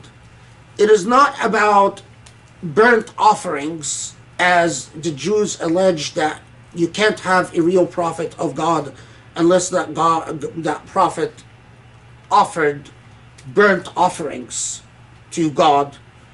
It is not about dying, salvation by someone dying for your sins on the cross. It is always about, and always has been about, Islam. And Islam in the sense of complete God consciousness. And to the extent that people have forgotten this, it is because of the disagreements that they fell into for reasons that had nothing to do with the original message. That is precisely بغيا بينهم واختلف الذين أوتوا الكتاب إلا من بعد ما جاءهم العلم بغيا بينهم. So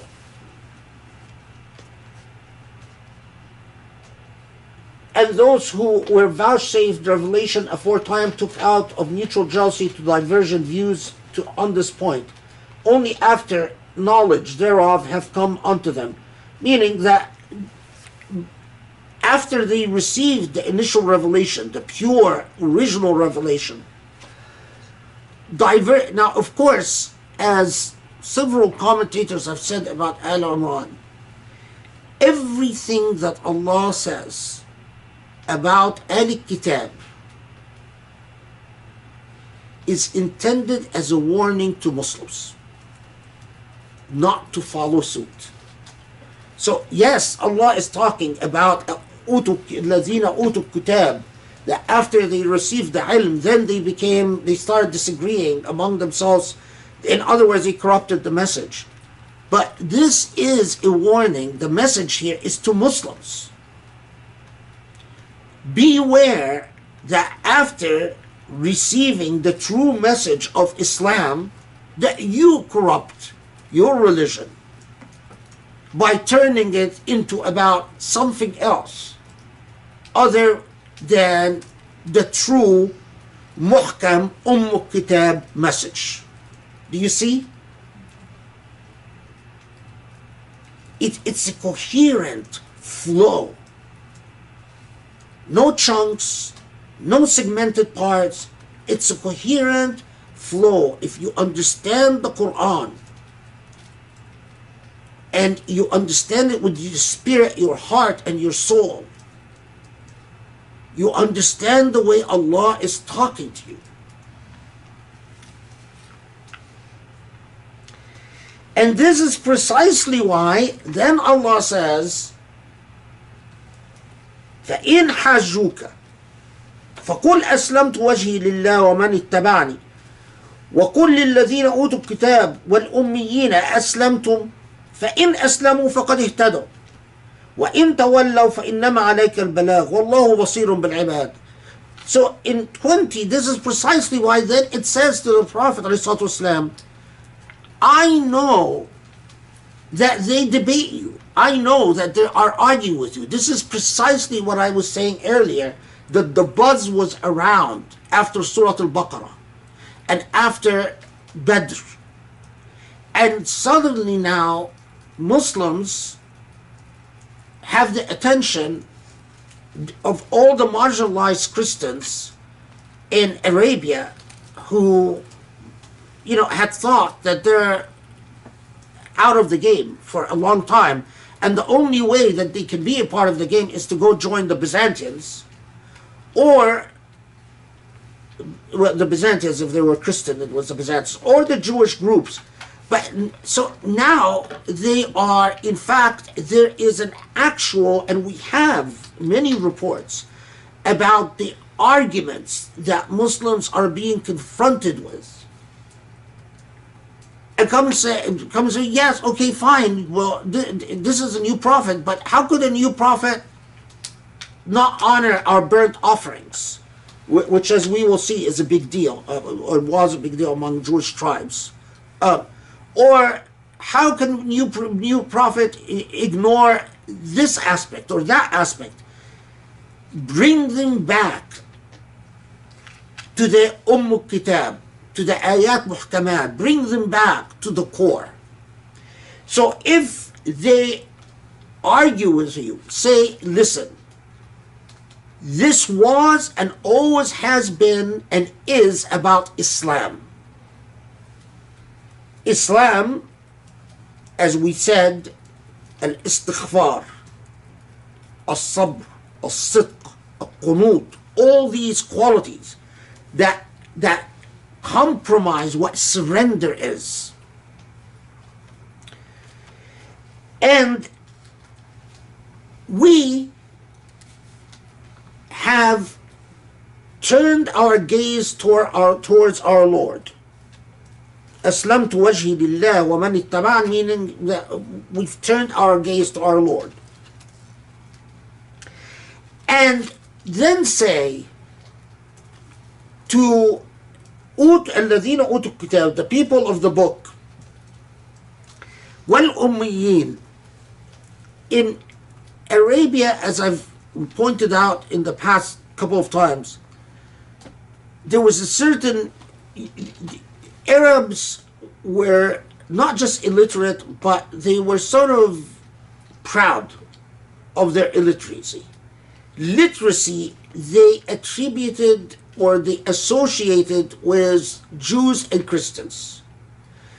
So when the Quran says, tell the literate ones, meaning Jews and Christians, and tell al-ummiyin, the unliterate ones, meaning Arabs who are not Jews and Christians, are you going to join me in this fundamental product of Islam, of surrendering to God? Aslamtu. And if you do, that's precisely what Huda is. And if they turn away, then all that is expected of you is balagh, is to communicate the message. It never gets old, the fact that a text in that time, under these circumstances, when Muslims are just it's such a fresh thing, and this is right after they just lost a major battle, and the Quran is consistently telling the Prophet, as we will see even more so in Ali Imran, that your job is just to communicate the message, and that's it.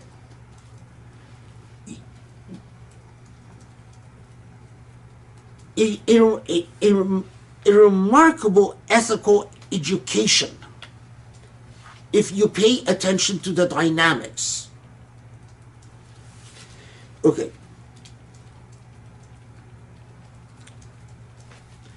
Then comes and sounding a theme that is very biblical, and says those who kill their prophets and those nations, people who kill their prophets or kill those who command justice, يأمرون بالقسط من الناس فبشرهم so those are truly, as Ali Imran will set out completely, that those are the forsaken ones. Now we pause here for a second, because kill the prophets is a double allusion. It refers to two things. The biblical theme of the criticism of the Israelites and their claim to be a chosen people, while being a people who consistently targeted prophets and reformers, because among the privileged Pharisee class didn't treat reformers who arose among the Israelites, who criticized the power politics of the Pharisees. And that's why groups like the Essene sects break off and they go into isolation. The Pharisees is a privileged clerical class. They're a clergy of privilege, and they treat reformers and prophets very unkindly. And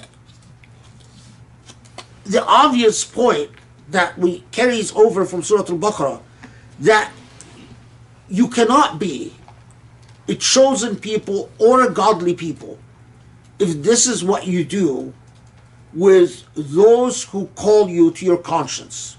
Now, of course, note, and again, I'll remind you, I've done this before, but I'm going to do it again because of just how clueless Muslims are and the effects of Islamophobia in this age.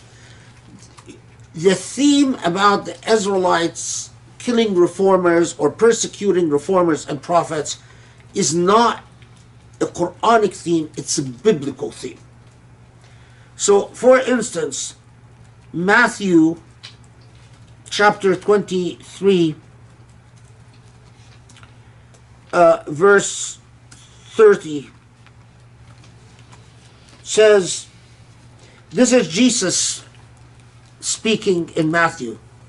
And so Jesus say, Jesus, of course, if you don't know, among the thing about Jesus is that he was an unrelenting critic of the privileges of the Pharisees, and he was constantly ostracizing the rabbis for the way they have exploited their privileged position. So Jesus is saying Even so, you also outwardly appear righteous men, that you outwardly appear to be righteous men, but inside you are full of hypocrisy and lawlessness. Here he's talking to the rabbinical class in the temple. Woe to you, scribes and Pharisees, hypocrites, because you build the tombs of the prophets and adorn the monuments of the righteous. Build the tombs of the prophets and adorn the monuments of the righteous means you kill the prophets and you kill the righteous. And say, if we had lived in the days of our fathers, we would not have been partakers with them in the blood of the prophets. You claim that it's your fathers who did this, but you won't do it. But therefore you are witnesses against yourself that you are the sons of those who murdered the prophets. Fill up then the measure of your father's guilt. Serpents, brood of vipers, how can you escape the condemnation of hell? Therefore indeed I send you prophets, wise men, and scribes. Some of them you will kill and crucify, and some of them you will scourge in your synagogues and persecute from city to city, that you may come all the righteous blood shed on earth, from the blood of righteous Abel to the blood of Zachariah, son of Berechia, whom you murdered between the temple and the altar, and so on. Jesus was not like the image that so many Christians have of him, some meek, demure figure who says, just let's all get along. Jesus was quite a critic. I mean, he called them vipers and hypocrites, and you're not, and he was steadfast in the cause of righteousness, and that's exactly why they targeted him, because he challenged all their privileges.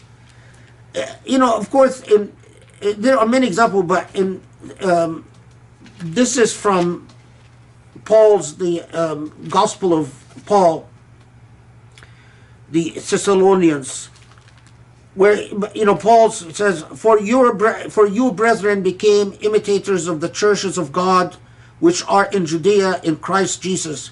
For you also suffered the same things from your own countrymen, just as they did from the Judeans, who killed both the Lord Jesus and their own prophets, and have persecuted us. And they do not please God and are contrary to all men. So that theme that the Quran repeats was a carryover from the critique of Jesus against the practices of especially the Pharisees. But then that second element that is often ignored, it carry over from Surah Al-Baqarah, that a people who persecute those الذين يأمرون بالقسط من الناس, the reformers for justice, can never be blessed. So in the Islamic tradition, some of the most beautiful things you read, not in Quranic commentaries, but usually in works on theology, is that you want to know whether Allah is with a people or not. See if amongst in that society allows for the existence of those who uphold the cause of justice, or does that society suppress and snuff out those who uphold the cause of justice?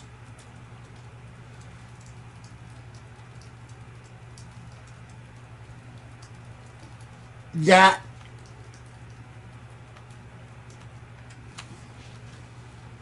can you imagine if Muslims understood that lesson in the Quran? That it is the right for for advocates for justice, whatever that cause is, as long as it's a cause of justice, that their right comes from God, not society, not civil society, not a constitutional document, but God. And the advocates of justice are untouchable. Because if you suppress them, if you arrest them, if you ostracize them, if you silence them, if you kill them off, then you risk God abandoning your entire society. God cleaning God's hands from that society, saying, you persecute advocates of justice, so you're not my people. Wouldn't it be truly transformative? I mean, you find various theologians like Ghazali having a passage, or like Ibn Qayyim al-Juzay, or even Ibn Taymiyyah has a very wonderful passage in one of his fatawa about this ayah, and he says that, you know, that the curse of the Mongols is because Islamic society persecuted advocates of justice, and so God sent the curse of the Mongols against them. But it was never systematically developed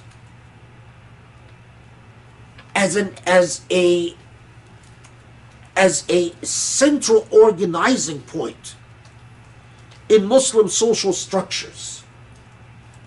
The right of those who uphold just causes, or causes, as if you look at my rebellion book, where they say that rebels with the ta'wil have a right, have all types of different sets of rights that, if you're interested, you can read the book.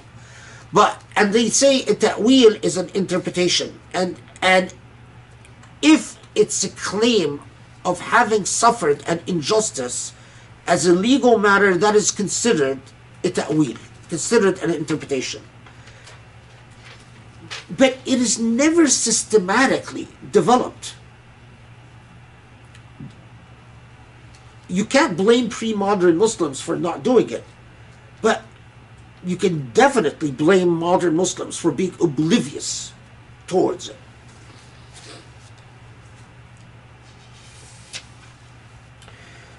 Because as you see in 22, أولئك الذين حبطت أعمالهم في الدنيا والآخرة وما لهم من ناصرين. Those people who persecute advocates for justice, حبطت أعمالهم في الدنيا, their cause is lost on this earth and in the hereafter, وما لهم من ناصرين, and they have no victory. The idea that God is going to support them is an absurdity. Bismillah ar-Rahman ar-Rahim.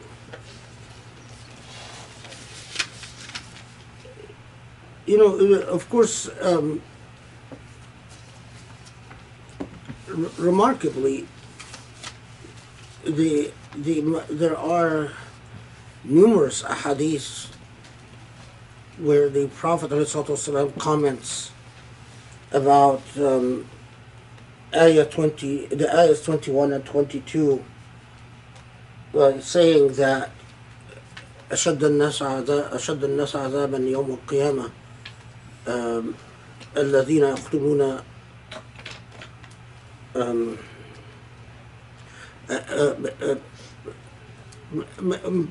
ما معناه, or paraphrasing, رجلا قتل نبيا أو قتل رجلا يأمر بالمعروف, that a man who, those who will be in the worst state, or will receive the worst punishment in the hereafter, who is anyone who kills a prophet or kills someone who يأمر بالمعروف, who calls for what is good or enjoins what is good, the الذين يأمرون بالقسط, those who advocate justice, which is evidence that al-amr bil-ma'ruf and nahy anil-munkar, as we will talk about later, at the heart of it is this notion of qist. And qist is remember that qist is equitable justice. It's not formal justice. Not like adl. Adl is formal justice. Qist is equitable justice. Or, what some would call real justice, or, anyway. Okay.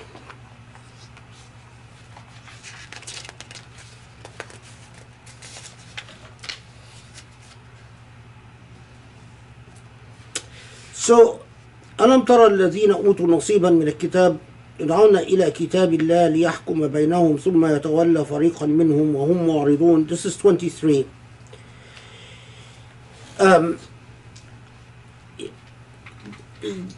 23,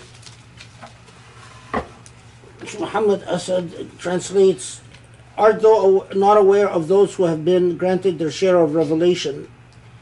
They have been called upon to let God's writ be their law, and yet some of them turn away from it in their obstinacy, simply because they claim the fire will most certainly not touch us for more than a limited number of days, and thus the false beliefs which they have invented have in time caused them to betray their faith."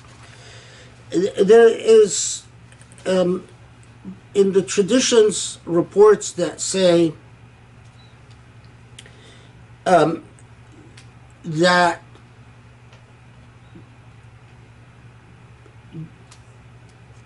Jews in Medina came to the Prophet ﷺ to in a case of someone who had committed adultery, and that the Prophet applied Jewish law to them by saying that, by decreeing stoning, and that when the Prophet ﷺ did so, they turned away and refused to implement the punishment.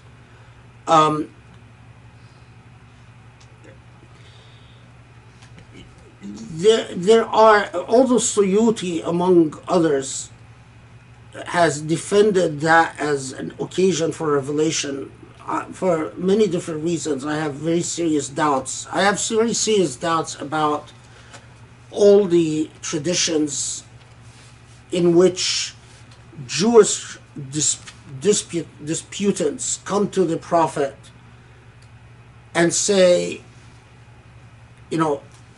resolve this case for us. Because this is not a case of mediation. Even if it's a case of mediation, it's very suspect. But cases were of criminal punishment, the relations between Jewish tribes and Muslims and the Prophet at the time would not have permitted for Jews to come to the Prophet, not to even apply Islamic law, but to apply Jewish law to them. So the idea that they come to him and say, tell us, apply Jewish law for us, instead of going to their own elders and their own processes, is very ahistorical and just smacks of political dogma. And there are many different political reasons that these types of traditions would have been invented. And part of it is the politics of stoning, that the defenders of stoning in the Islamic tradition wanted to argue that stoning was a well-anchored punishment in the Torah, in the Old Testament itself. Because they were well aware of the Christian attempts or Christian efforts at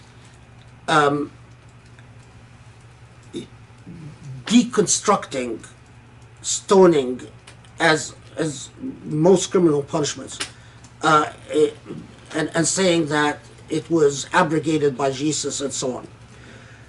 But this is a complex and a different matter. But there are, so I mean, the idea of going to the prophet and they're sort of then saying, no, now that you told us what Jewish law requires, we're not going to apply it, is too theatrical, and was too embedded in the political disputes that, political/legal disputes that take place after the death of the Prophet. But notice that the text itself, because what it says is those who have received nasiban min al-kitab, so they have received a revelation, but they turn away from God's judgment, and their excuse or their argument is that, well, even if it's a sin, that we will be punished. لن تمسنا النار إلا أياما معدودات, that we will only be punished for a short period of time, so it doesn't matter. That, it's sort of relying on God's forgiveness. It's saying, it's taking God's forgiveness for granted. And we know that in many other traditions, that this was a rhetorical point raised by, in the polemics between Muslims and Jewish tribes, not about adultery and stoning, but about the Jewish, the resistance to what the Quran said in Surah Al-Baqarah about riba, the prohibition against usury, and the usurious loans, which because that was an economic institution, and it was a well ingrained economic institution in Medina, the attempts by Muslims to prohibit the usury created a lot of friction between Muslims and Jewish tribes.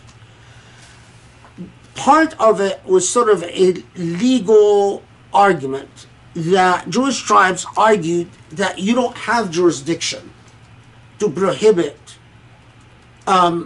usurious loans amongst us, because according to the Covenant of Medina, your laws apply to you, they don't apply to us.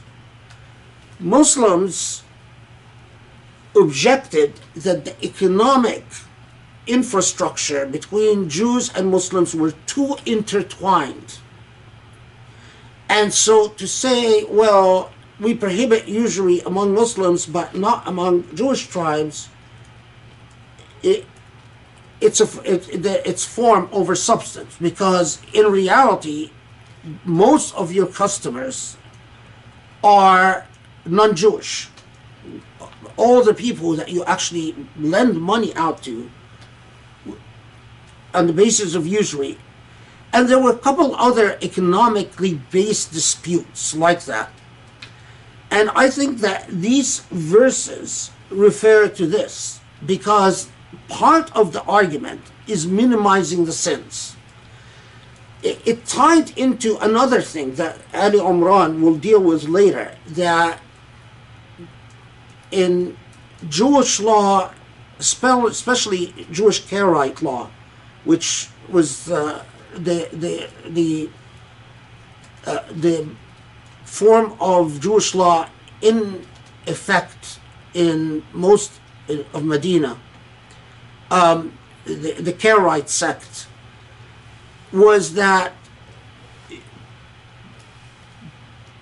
prohibitions that could normally apply in Jews dealing with one another don't apply in Jews dealing with non-Jews.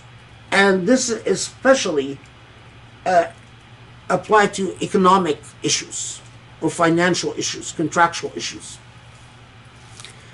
And this created a lot of friction. That idea that, well,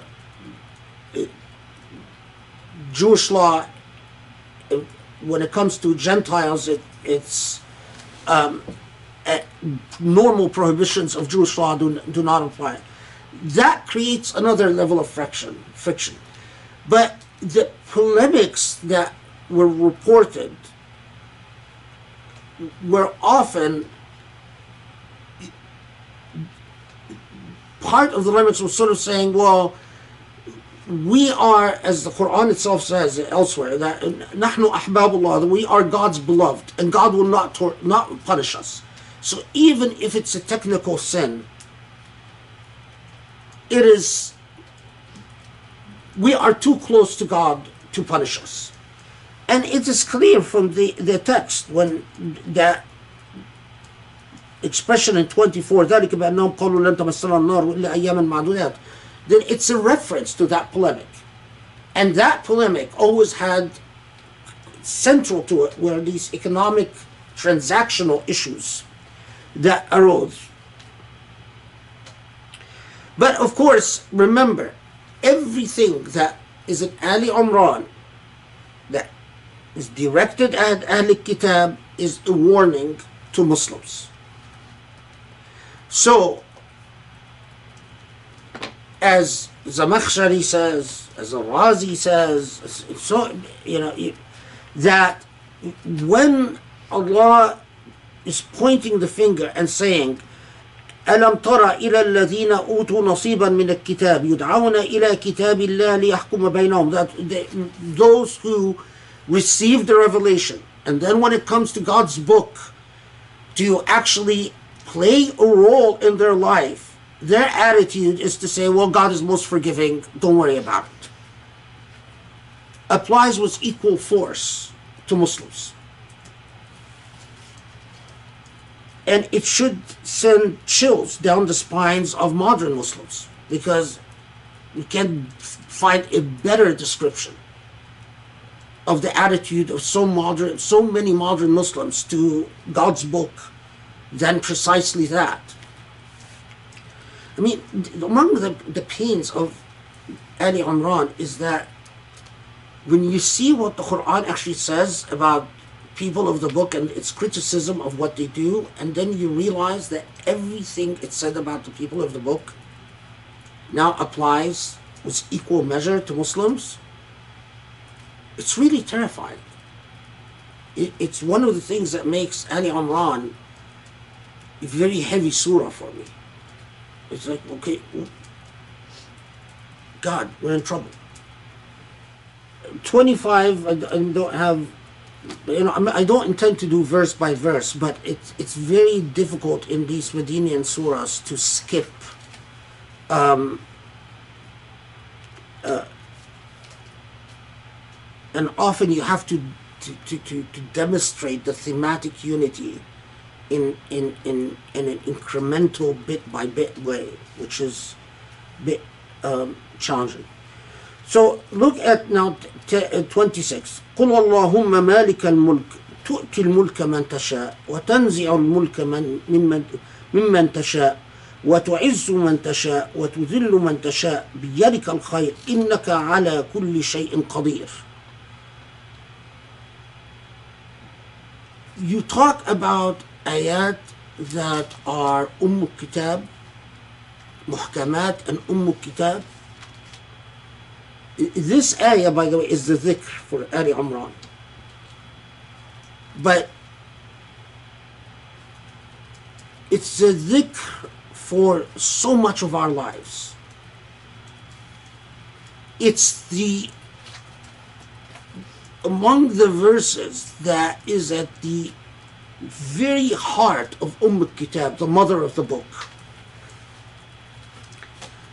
The core realization, and you will see why this is so critical in Ali Imran, as it told you about the image, two hosts facing one another, one in the cause of God, one in the other. And then it tells you about the moral requirements for the host that is with God.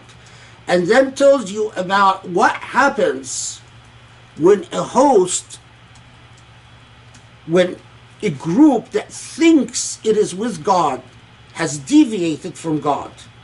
Then it takes you back and says, but listen, realize that you must understand that Allahumma malik al-mulk, that Allah is sovereign over all. تؤتي الملك من تشاء وتنزع الملك ممن تشاء. Matters of power, victory and loss, success and failure, ultimately is in Allah's hands. And this will be core to the entire message of Surah Al-Imran.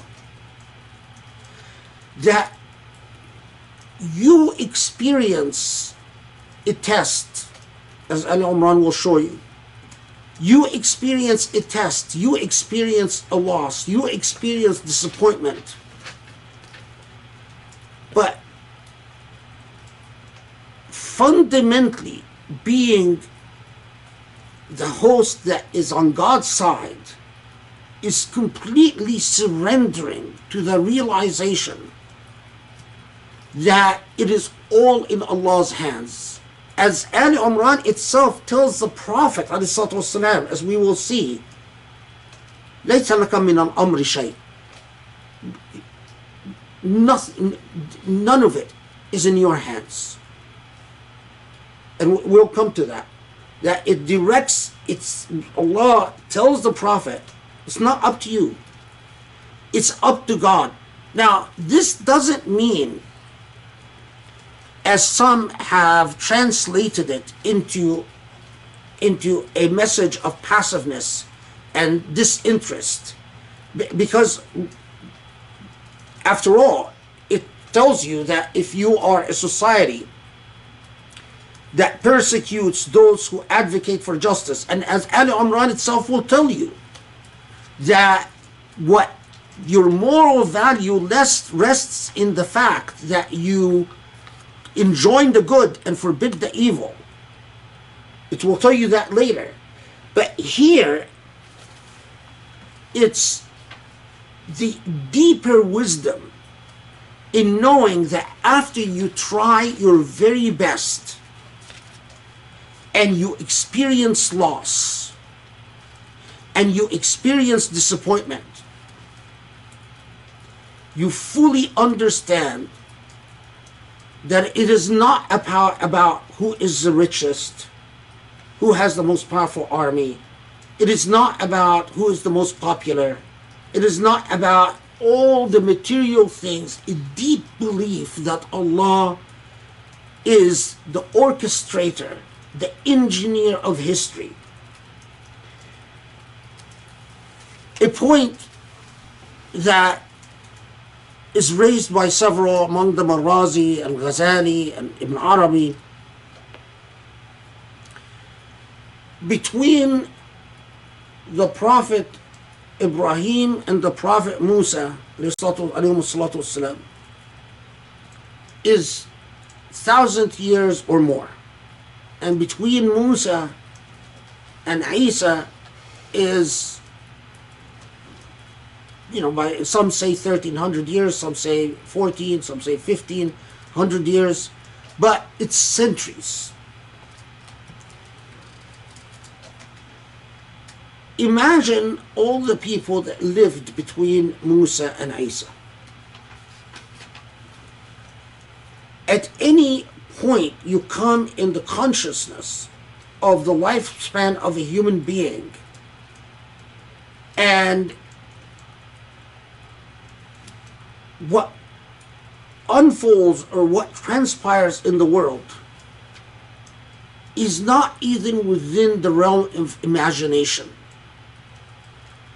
So despair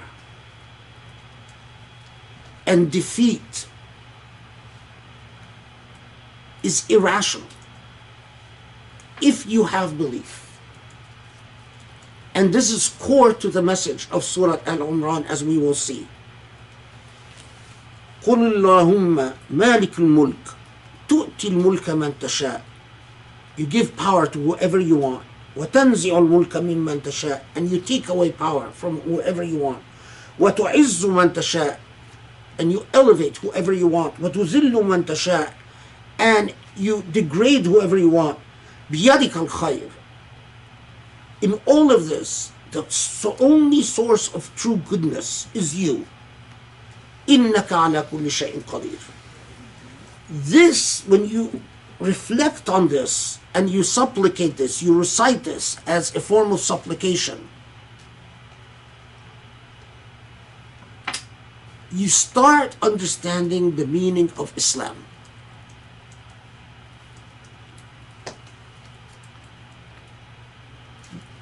The state where you actually surrender to that.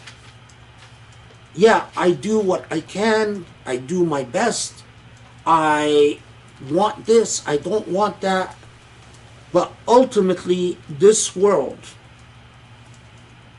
is owned by its owner.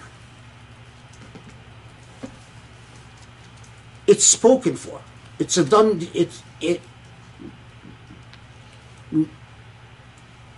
And that owner decides what becomes of this world. You do your best, but the rest is absolutely to God. تولج الليل في النهار وتولج النهار في الليل. From night comes the day, and from day comes the night. وتخرج الحي من الميت وتخرج الميت من الحي وترزق من تشاء بغير حساب. This is 27. The thing I want to just point out about 27 is a tradition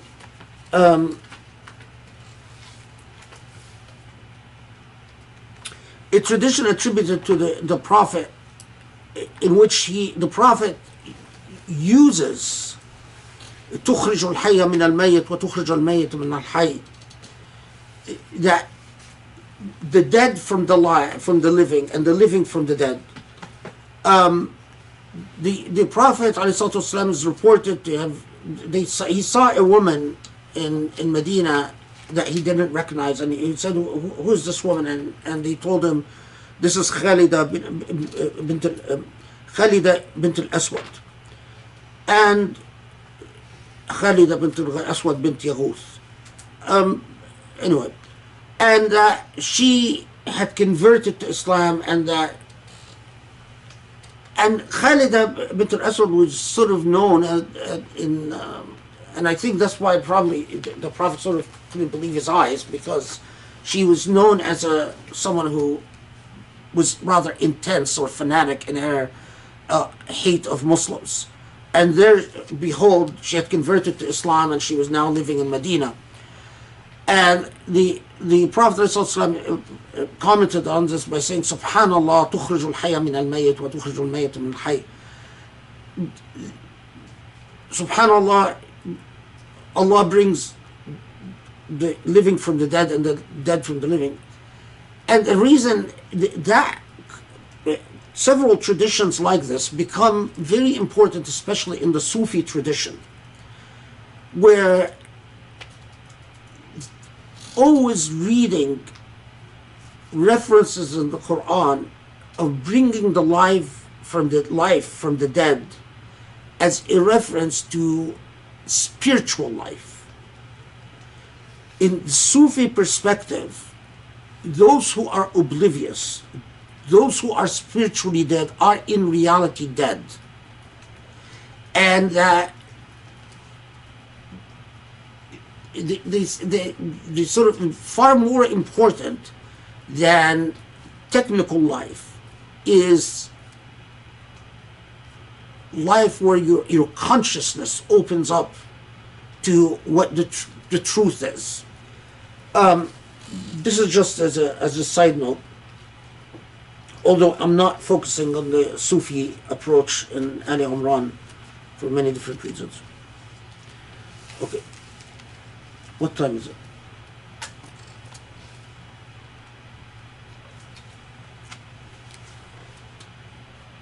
Okay, let's we'll take one more. Okay.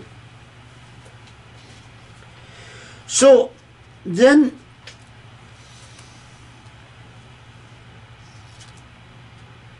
after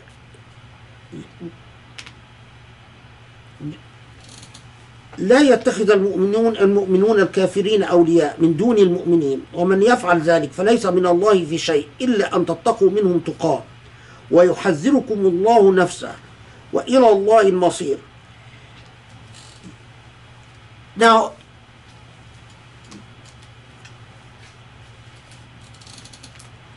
right, how do I put this?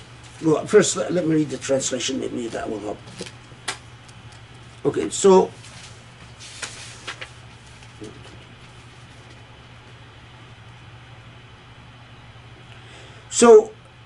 then let not the believers take those who deny the truth for their allies in preference to the believers, since he who does this cuts himself off from God in everything, unless it is to protect yourselves against them in this way. But God warns you to beware of God, and for with God is all your journeys end. This is Muhammad Asad's tafsir. And we can even say, and whether you conceal what is in your heart or bring it out in the open, God knows it. So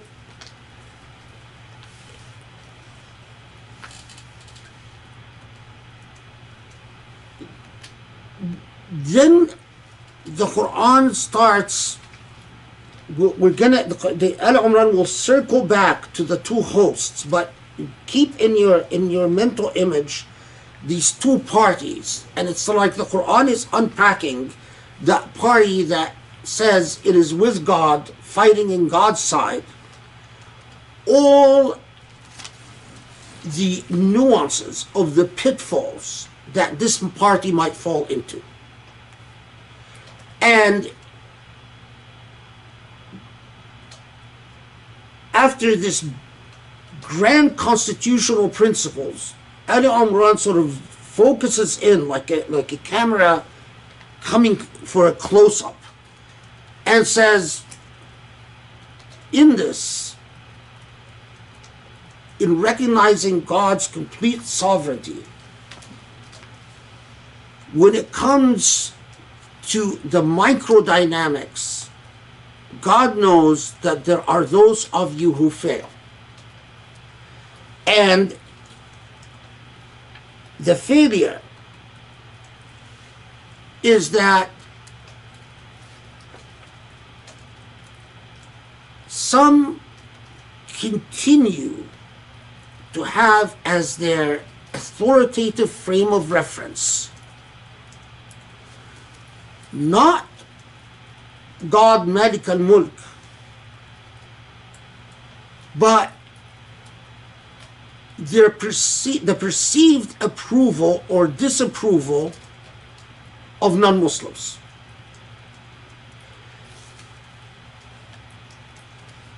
Many people had entered Islam, but these were not people that had converted in Mecca and migrated with the Prophet. A lot of them had converted in Medina, and at this point there were even people who were converting from outside Medina.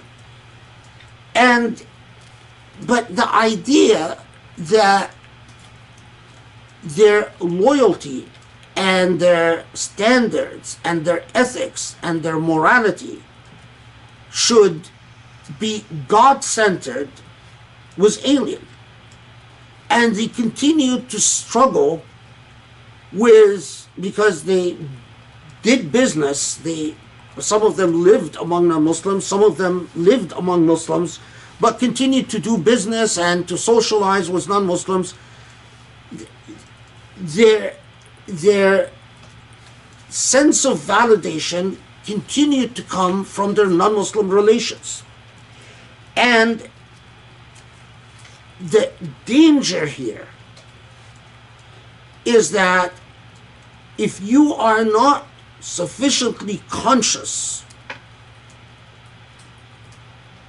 then your value system itself is compromised. This is not about whether you have a friend who's a Muslim or not, but what that friendship represents for you is the validation of that Muslim, not of that person. I mean, you could have a Muslim friend who's not Muslim at all in terms of their value system. So it is whether they ultimately compromise your realization of Allah Malik al-Mulk, Allah as the sovereign, and the authoritative frame of reference for all.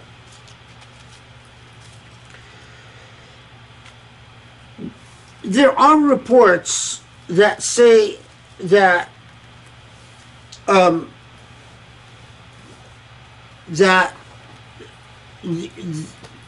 again, but anyway, there are reports that say that the occasion for revelation of this verse is that there were some Muslims some people who had converted to Islam, but had relatives and friends with Jewish tribes, and that they continued to socialize with those friends and relatives far more than they build connections and a social network with their fellow Muslims. Again, I don't doubt that this historical report in fact reflects a historical reality, but I doubt that that was an occasion for revelation for many different reasons. So I think it is sort of like, as often happens in Islamic tradition, is sort of like saying, well, that sort of fits this ayah, so it must have been, that's the reason that the ayah was revealed. The evidence for that is rather quite weak. Okay. And then that وَيُحَذِّرُكُمُ اللَّهُ نَفْسَهُ, this verse 30, that Allah's self, God's self, warns you that there will come a day in which, if you are not careful, whatever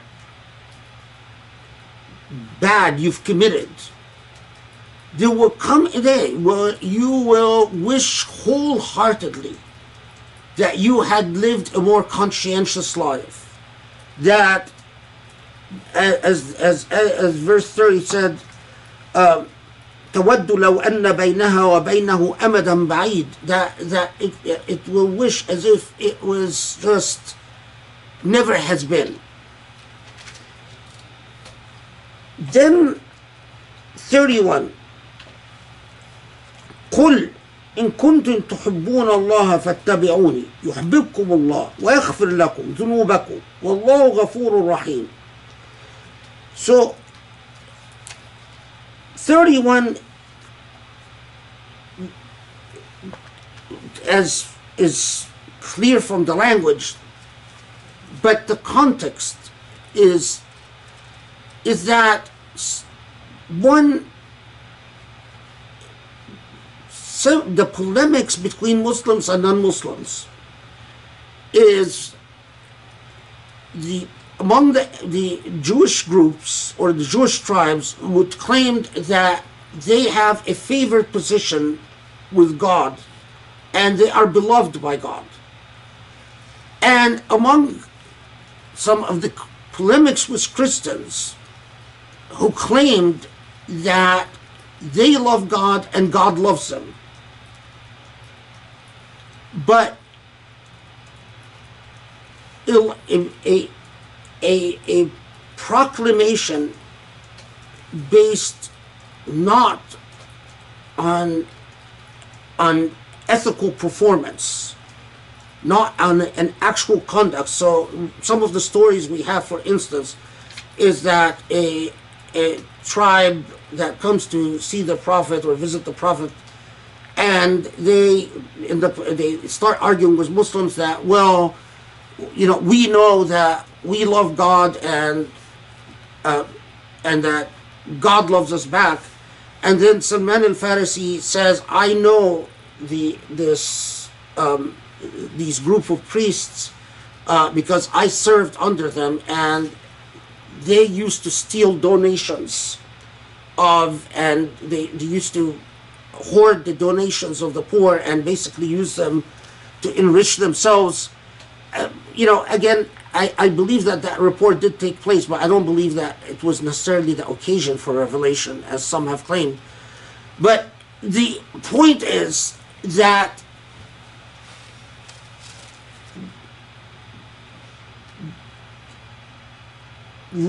love, or the claim of loving God, here it's concretely, the Quran comes and says, well,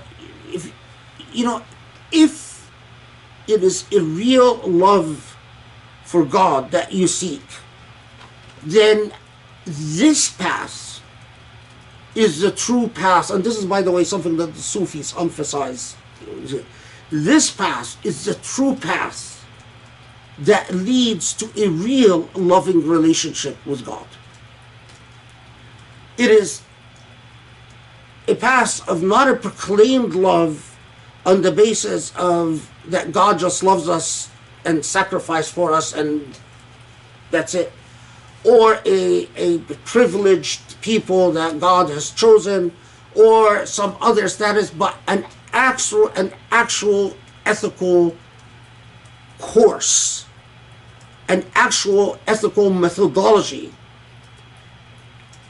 where you invest in this relationship of love, and that love is on the basis of something real. And this is bolstered where, before I forget, some of the polemics where the Jews say, نحن أبناء الله وأحباؤه, say we are the sons of God and beloved by God, or the Christians, because the tendency in the Bible to refer to God as the Father, and then the polemic of saying, well, he's our Father, and so of course if you recognize that this is the Father, then the Father loves the sons, and we are, and that claim of a special status because we simply call God the Father were part of the polemics that also existed at the time. That the Quran comes and says, well, it's not about calling God the Father and hence an assumed loving relationship. Love between a human being and God must be based on the fact that God doesn't need human beings, and God is self-sufficient, and the fact that God loves what a human being does, and that's what makes a human being close to God or alienated from God. The other thing that the Prophet ﷺ, commenting on verse 31, there are hadiths in which the Prophet ﷺ talks about what the Prophet calls a shirk al-khafi, or in some traditions a kufr al-khafi, hidden shirk, or hidden kufr, meaning stealth shirk, or shirk that we don't openly recognize as shirk. And when the Prophet ﷺ explains this, he says, and tuhib ala shay, tuhib أن تحبوا على شيء من الجور وتبغضوا على شيء من العدل. And then he says, وَهَلِ الدِّينِ إِلَّا الْحُبِّ وَالْبُغْضِ فِي اللَّهِ. So what the Prophet here is saying is that you want to understand what real love or not love between God and human beings, you have to pay attention to stealth shirk or stealth skuf in some traditions. What that means is أن تحب على شيء من الجور, means that despite an unjust situation, you still love. Think of this. So there is injustice, but you wave it away and say, I don't care. I still like it. It's still fine with me. There is, whether it's a situation, whether it's a person, definitely applies to all those who tolerate unjust rulers at a minimum and say, yeah, they might be, they might do some injustice, but they're fine with me. That is a shirk al-khafi. And the Prophet ﷺ says that if you have that, then your claim that you love God is untrue. Or وَتُبْغُضُ عَلَى شَيْءٍ مِّنَ الْعَدْلِ, that although a situation leads to justice, you're not happy with it because it doesn't further your interests or does not serve your biases. So, for instance, let me take a very concrete example. In the modern age, again, I can't help it because I'm Egyptian. There are so many Egyptians that say, oh, we love Sisi. You tell them yes, but Sisi has Gaza blockaded and is killing the Gazans, murdering the Gazans. And say, yeah, well, okay, but still, don't you see what all the good that Sisi does? He builds bridges and roads, and that's precisely what the Prophet ﷺ is talking about. Then you can't claim you have, I don't care what your piety is. If you see injustice and you say it doesn't matter, I still love it, or still love a person who commits it, then your claim of love for God is a facade. Can you imagine if Muslims anchored that as a principle in their life? Can you imagine the transformation in everything they do? We say, our mission is very clear. We love justice because God is just and God loves justice. All the people that today say, oh, we love the king of Saudi Arabia and the crown prince of Saudi Arabia. Yes, but they're killing thousands of people in Yemen. Yeah, I know, but still, we love them because they do a lot of good. I mean, that's precisely how immorality creeps in. And that's precisely how two hosts, I keep going back to that theme because I need to keep reminding you of it. Two hosts that are confronting itself in the battlefield.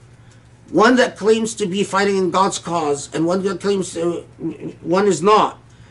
The one that claims to be fighting in God's cause might end up not being with God at all. Do you see? See how it's like it starts out and then it's like a dissection, like it's unpacking the little layers for you. Okay, let's stop here and We will continue Surah Al-Imran next halaqah, inshaAllah, and pray that we continue the halaqahs regularly without interruption from now on, inshaAllah. Okay, Bismillahirrahmanirrahim. Well, I've been taking notes, so I'll just share what I have on summary, because I think, well, we're trying to also create a system, so it's a little bit helpful too when we come back and review this in the future, maybe to like look at highlights. But I mean, first of all, I just, like I always start by saying thank you and how grateful. But I, like when you feel it so viscerally, and I always say this, like, somewhere at one point in the halakha, I become overcome with just this visceral emotion of like, I can't really quite describe it other than to say it's so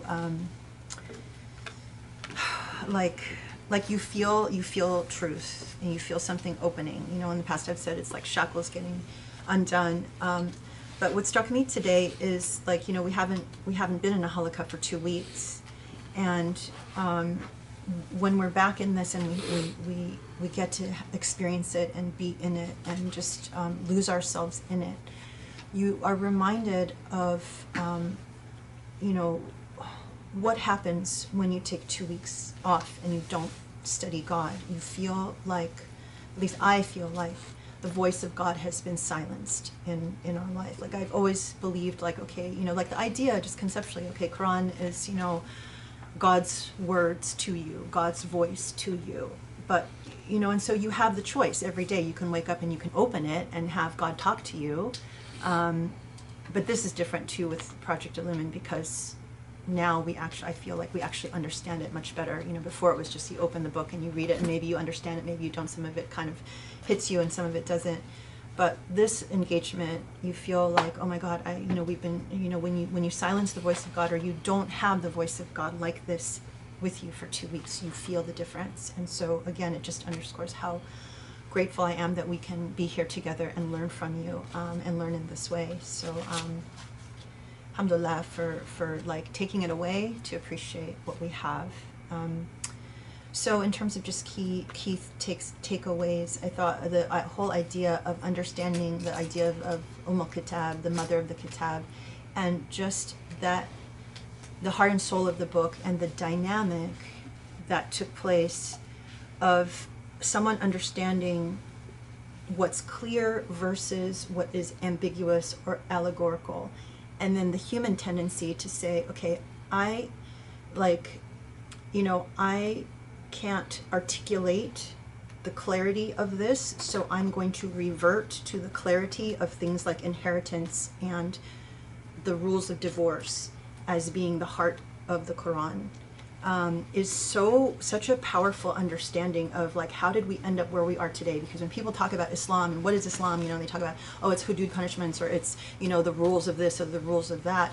It's in some ways, it's sort of like, okay, you didn't rise to the challenge of saying, okay, we know justice is clear, goodness is clear in terms of the principle, but in terms of the application, because the application can take so many different forms, we were sort of cowardly, and we said, okay, we revert to what's clear and not. And so to make that distinction and say, no, we're talking about, clear ethical principles, clear foundations, and then the application is what gives us, room to traverse and apply according to our context. That was such an important understanding. And then again, to underscore what you've always said about, when you are actually going to apply those ethical principles, you have to have mastered the systems of knowledge of your day and age, because, as you put it, you have to have language to give life to a text. And that is just such a powerful idea. You can't speak the language of your age and communicate the Quran in a compelling way unless you actually have the language to do so and the mastery of knowledge to do so. So that I thought was incredible. And then the idea that all is from God and all of what is here needs to be studied. So you can't take the Abdullahi Naim approach of saying, well, that's irrelevant, so we just take the Meccan surahs and not the Medinan. But it's like, no, we have to actually engage the entire text and study the entire text and recognize that, these examples or applications are learning tools for us to understand how to apply a principle in a given situation. So in that sense, now you've sort of unlocked the entire Quran for us, because if you were in the mindset of, well, these things are abrogated, they are not relevant, no, you said, actually, it's all from God, it's all relevant, we need to study it all. So that was extremely powerful. And again, the idea that a definition of a truly learned human being starts with a human being's personal ethics, and that you can't separate, the intellect from the ethical, morality of a person. So if someone says, yeah, he's a great scholar, but, he actually does all of this stuff that's kind of immoral on the side, so that's a non-starter, that's a non sequitur that we shouldn't accept. And again, the emphasis on two groups, those that are struggling either with God, for a cause for God, so you will have God's aid, or struggling for your own egotistical reasons without God's help. And that all of these things are a warning to Muslims. And how many times, so many examples that you gave made me think of our current age and the examples. So for example, God is with those who allow for advocates of justice. They don't kill the prophets, they don't kill people who are reformers that are, advocates for justice. Or if they're snuffing those people out, like people in the Middle East who are imprisoning all of the reformers and people who stand up for justice, how scary. God is not with you, and God will, potentially risk God abandoning you and your society. And just the true liberation of understanding, like if God is the owner, after you put in your best effort, whatever remains is truly up to God and not necessarily in your hand, then that really just pushes you to think, okay, my job is really just to do the best that I can with what I have, and I leave the rest to Allah. So you're not always trying to control everything, which I know, people, myself included, who like to try to control things. You recognize you can only control so much, and that's a point of liberation and empowerment. The beautiful idea of bringing the dead to life is actually bringing people who are spiritually dead to bringing them spiritually alive was extremely powerful. And this issue about not taking non-Muslims as your allies, which I've so often heard, okay, you can't be friends with non-Muslims, right? It comes out in a very personal way, but it's that to teach us it's not about taking individual friends, it's about changing your frame of reference. And to bring that to a modern day example, we see such a strong dynamic of Muslims, especially here in America, coming here. They're in the immigrant mentality, they want to be accepted by the white society or the rich society, or whatever their frame of reference is for what you should aspire to, and forgetting that there's a whole frame of reference that has to do with being God-centered. And that is just such a powerful message for us in our day and age. And the notion of loving God being premised on God not needing human beings, but God loving you because of what you do, not because of who you are, but because of what you do. And that finally, that you cannot love God or expect that God will love you if you're fine with injustice.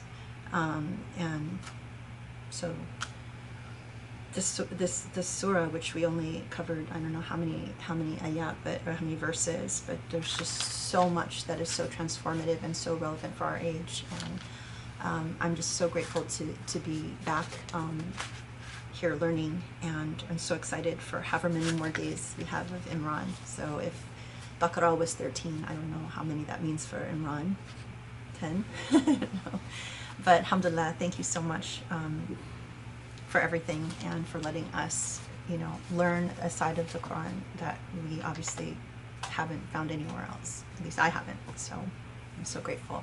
Thank you, everybody, for being with us. And I should make the announcement. So we are shifting back to Tuesdays, not Wednesdays. So we're going to do Tuesdays and Saturdays But we'll send out messages too. So, but anyway, for you guys to plan, and 6 o'clock probably on Tuesday, inshallah. So have a wonderful rest of the weekend, and we will hope to see you on Tuesday, inshallah. Assalamu alaikum.